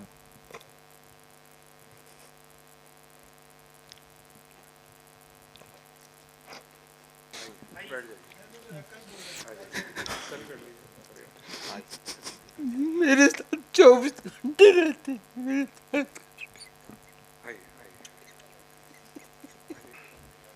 اصل میں اس زمانے میں دلی میں ایک چھوٹا سا گروپ تھا قمر رئیس صاحب کے چاروں طرف، جس میں ارتضیٰ کریم سب سے آگے تھے، ابن کمل تھے، میں بھی تھا، اور قمر رئیس صاحب کے حلقے میں یہ دونوں سر فہرست تھے. اور اسی لیے قمر صاحب نے جب مجھ سے کہا کہ تم جہاں اس وقت گنجائش ہو تم نکل جاؤ دلی سے، میں ان کے اشارے پہ یہاں سے چلا گیا تھا. ارتضیٰ کریم بھی تھوڑی سی پریشانی سے گزرے، اور لیکن جس طرح سے یہ آئے تھے اس زمانے میں گیا سے، اور قمر رئیس صاحب نے جس طرح سے ان کی تربیت اور پرورش کی تھی، وہ بہت بڑی بات ہے. اور وہ واقعی ایسا رشتہ تھا اور ہے کہ ارتضیٰ کریم جو آنکھوں میں آنسو ہیں اور جذباتی ہیں اور نہیں بول پا رہے ہیں، اس کی وجہ وہی ہے. اور میں سمجھتا ہوں کہ میرا جو ایوارڈ کا جلسہ تھا اور میرا بنیادی مقصد بھی تھا ارتضیٰ کریم کو یہاں بلانے کا، میں اپنے آپ کو سرخرو سمجھتا ہوں کہ میں کامیاب ہوا ہوں اپنے مشن کے اندر. اور میں یہی چاہتا تھا کہ ارتضیٰ کریم آئیں اور دل میں جو بھی کچھ ہے وہ سب کے سامنے رکھ دیں. آپ یقین جانیے، تو ارتضیٰ کریم کو جو لوگ قریب سے جانتے ہیں وہ جانتے ہیں ساری چیزیں. میں بہت پہلے جب ہم لوگ ساتھ رہتے تھے، اس زمانے میں بڑی عجیب و غریب سی، میں خیال نارمل ہو جائیں گے 2-3 منٹ میں ارتضیٰ کریم. اس زمانے میں بڑا عجیب و غریب سا معاملہ ہوتا تھا کہ سیمینار ہو رہا ہے اور قمر صاحب نے کہا بھائی یہ موضوع ہے، تو آپ یہ دیکھیے ایک ہی کمرے میں ہم سب بیٹھے ہوئے ہیں، میں، ابن کمل، ارتضیٰ، توقیر ہیں، جلال انجم ہیں، رات کو الگ الگ کونوں میں بیٹھے ہوئے مضامین لکھ رہے ہیں اور اگلے دن سیمینار. تو ایسی تربیت کرنے والے نہیں ہوتے، اور معاف کیجیے گا آج کل کے زمانے میں تو بالکل ہی نہیں ہوتے ہیں، 1% بھی نہیں ہوتے. اگر کچھ پرسنٹیج ہوتا تو یہاں تینوں یونیورسٹی کے اسکالرس کی لائن لگی ہوئی ہوتی، یقین جانیے. اگر ہم ایسے ٹیچر ہیں کہ اپنے طلبہ کو موٹیویٹ نہیں کر سکتے تو پھر اس ٹیچنگ کا کوئی فائدہ نہیں ہے، کوئی مطلب نہیں ہے. آپ کو کپڑے کی دکان کھول لینی چاہیے، کچھ اور کر لینا چاہیے آپ کو. یہ بالکل تو بنانے والے قمر رئیس صاحب تھے ہم لوگوں کو. میں تو یہ لوگ تو بڑی محنت کر رہے تھے، یہ تو کلام حیدری صاحب کے حوالے سے دلی تک پہنچے تھے. ابن کمل کے والد کمل ڈبائی صاحب، یو پی کا جو فوک لٹریچر ہے اس میں بڑی مارکے کی شخصیت تھے کمل ڈبائی صاحب، اور قمر صاحب سے ان کے دوستی تھی، اور قاضی عبدالستار کی معرفت وہ قمر رئیس صاحب. میں تو میرٹھ کا ایک ایسا ہی لڑکا، یقین جانیے کھل کے بتا دوں گا تو ساری پول کھل جائے گی، کچھ نہیں، وہ قمر رئیس صاحب نہیں ہوتے تو راستہ ہی دوسرا بنتا جا رہا تھا آہستہ آہستہ، لیکن انہوں نے نکالا وہاں سے اور رکھا بالکل. ہاں کبھی کبھی وہ پریشان ہوتے تھے کہ میں مشاعرے میں زیادہ رہتا ہوں، تو وہ کہتے تھے کہ دیکھیے ایسا ہے، یہ آپ یہ چھوڑ دیجیے میرے پاس اگر آنا ہے تو. پھر وہ جب دلی کے 2-4 مشاعروں میں ملتے تھے اور میں مسکرا کے دیکھتا تھا ان کی طرف، تو وہ سمجھ جاتے تھے کہ یہ میرے اوپر ایک طرح سے طنزیہ انداز سے دیکھ رہا ہے، کیونکہ وہ بھی آتے تھے مشاعرے کے اندر. میں سمجھتا ہوں ارتضیٰ کریم صاحب کو تھوڑا سا حوصلہ ہوگا بات کرنے کا، وہ آئیں. میں ادریس صاحب آ جائیے، یہ درد دہلوی صاحب ہمارے دوست آئے ہوئے ہیں، دیکھیے. میں سمجھتا ہوں آپ کے جذبات. میں غالب انسٹیٹیوٹ، اراکین غالب انسٹیٹیوٹ اور غالب انسٹیٹیوٹ کے ملازمین کی جانب سے دائس پر تشریف فرما تمام مہمانوں کا، اور یہاں پر جو بھی تشریف فرما ہیں فرداً نام لینا بہت مشکل ہے، سبھی حضرات کا دل کی گہرائیوں سے بہت ہی مشکور ممنون ہوں. اور میں خاص طور سے اپنے اسٹاف کا، جو غالب انسٹیٹیوٹ کا ایک مختصر سا اسٹاف ہے، ان کا بھی بہت شکر گزار ہوں کہ بہت جلد اور بڑی محنت سے سارے پروگرام کی تیاریاں یہ کرتے ہیں، لے کر کے دعوت ناموں سے لے کر کے، اور تمام تر جو بھی کھانے کے انتظامات وغیرہ سب ہوتے ہیں.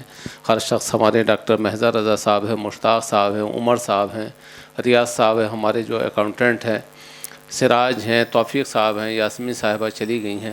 اچھا دیکھیے یہاں پر میرے سینئر، اور میں بتاؤں کہ انہی کی بدولت میں غالب انسٹیٹیوٹ میں ہوں اس وقت، جناب اقبال مسعود فاروقی صاحب بھی یہاں پر تشریف فرما ہے. میں بہت ہی مشکور ممنون ہوں ان کا بھی، اور شمع بھابھی صاحبہ بھی یہاں پر موجود ہیں، ان کا بھی مشکور ہوں. تو یہ اس اسٹاف کے جو میرے یہاں ہیں، یہ گڈو ہیں، سلمان ہیں، اور تمام جتنے بھی ہیں، ایک شخص پوری محنت دیانتداری کے ساتھ کام کرتا ہے. اسی وجہ سے یہاں تمام تقریبات جو ہے بہت کامیاب ہوتی ہیں. میں سبھی حضرات کا جو آج جنہوں نے اپنا قیمتی وقت دیا اور ایسے موسم میں یہاں پر تشریف لائے، اس پروگرام کو کامیاب بنایا، میں سب کا دل کی گہرائیوں سے مشکور و ممنون ہوں.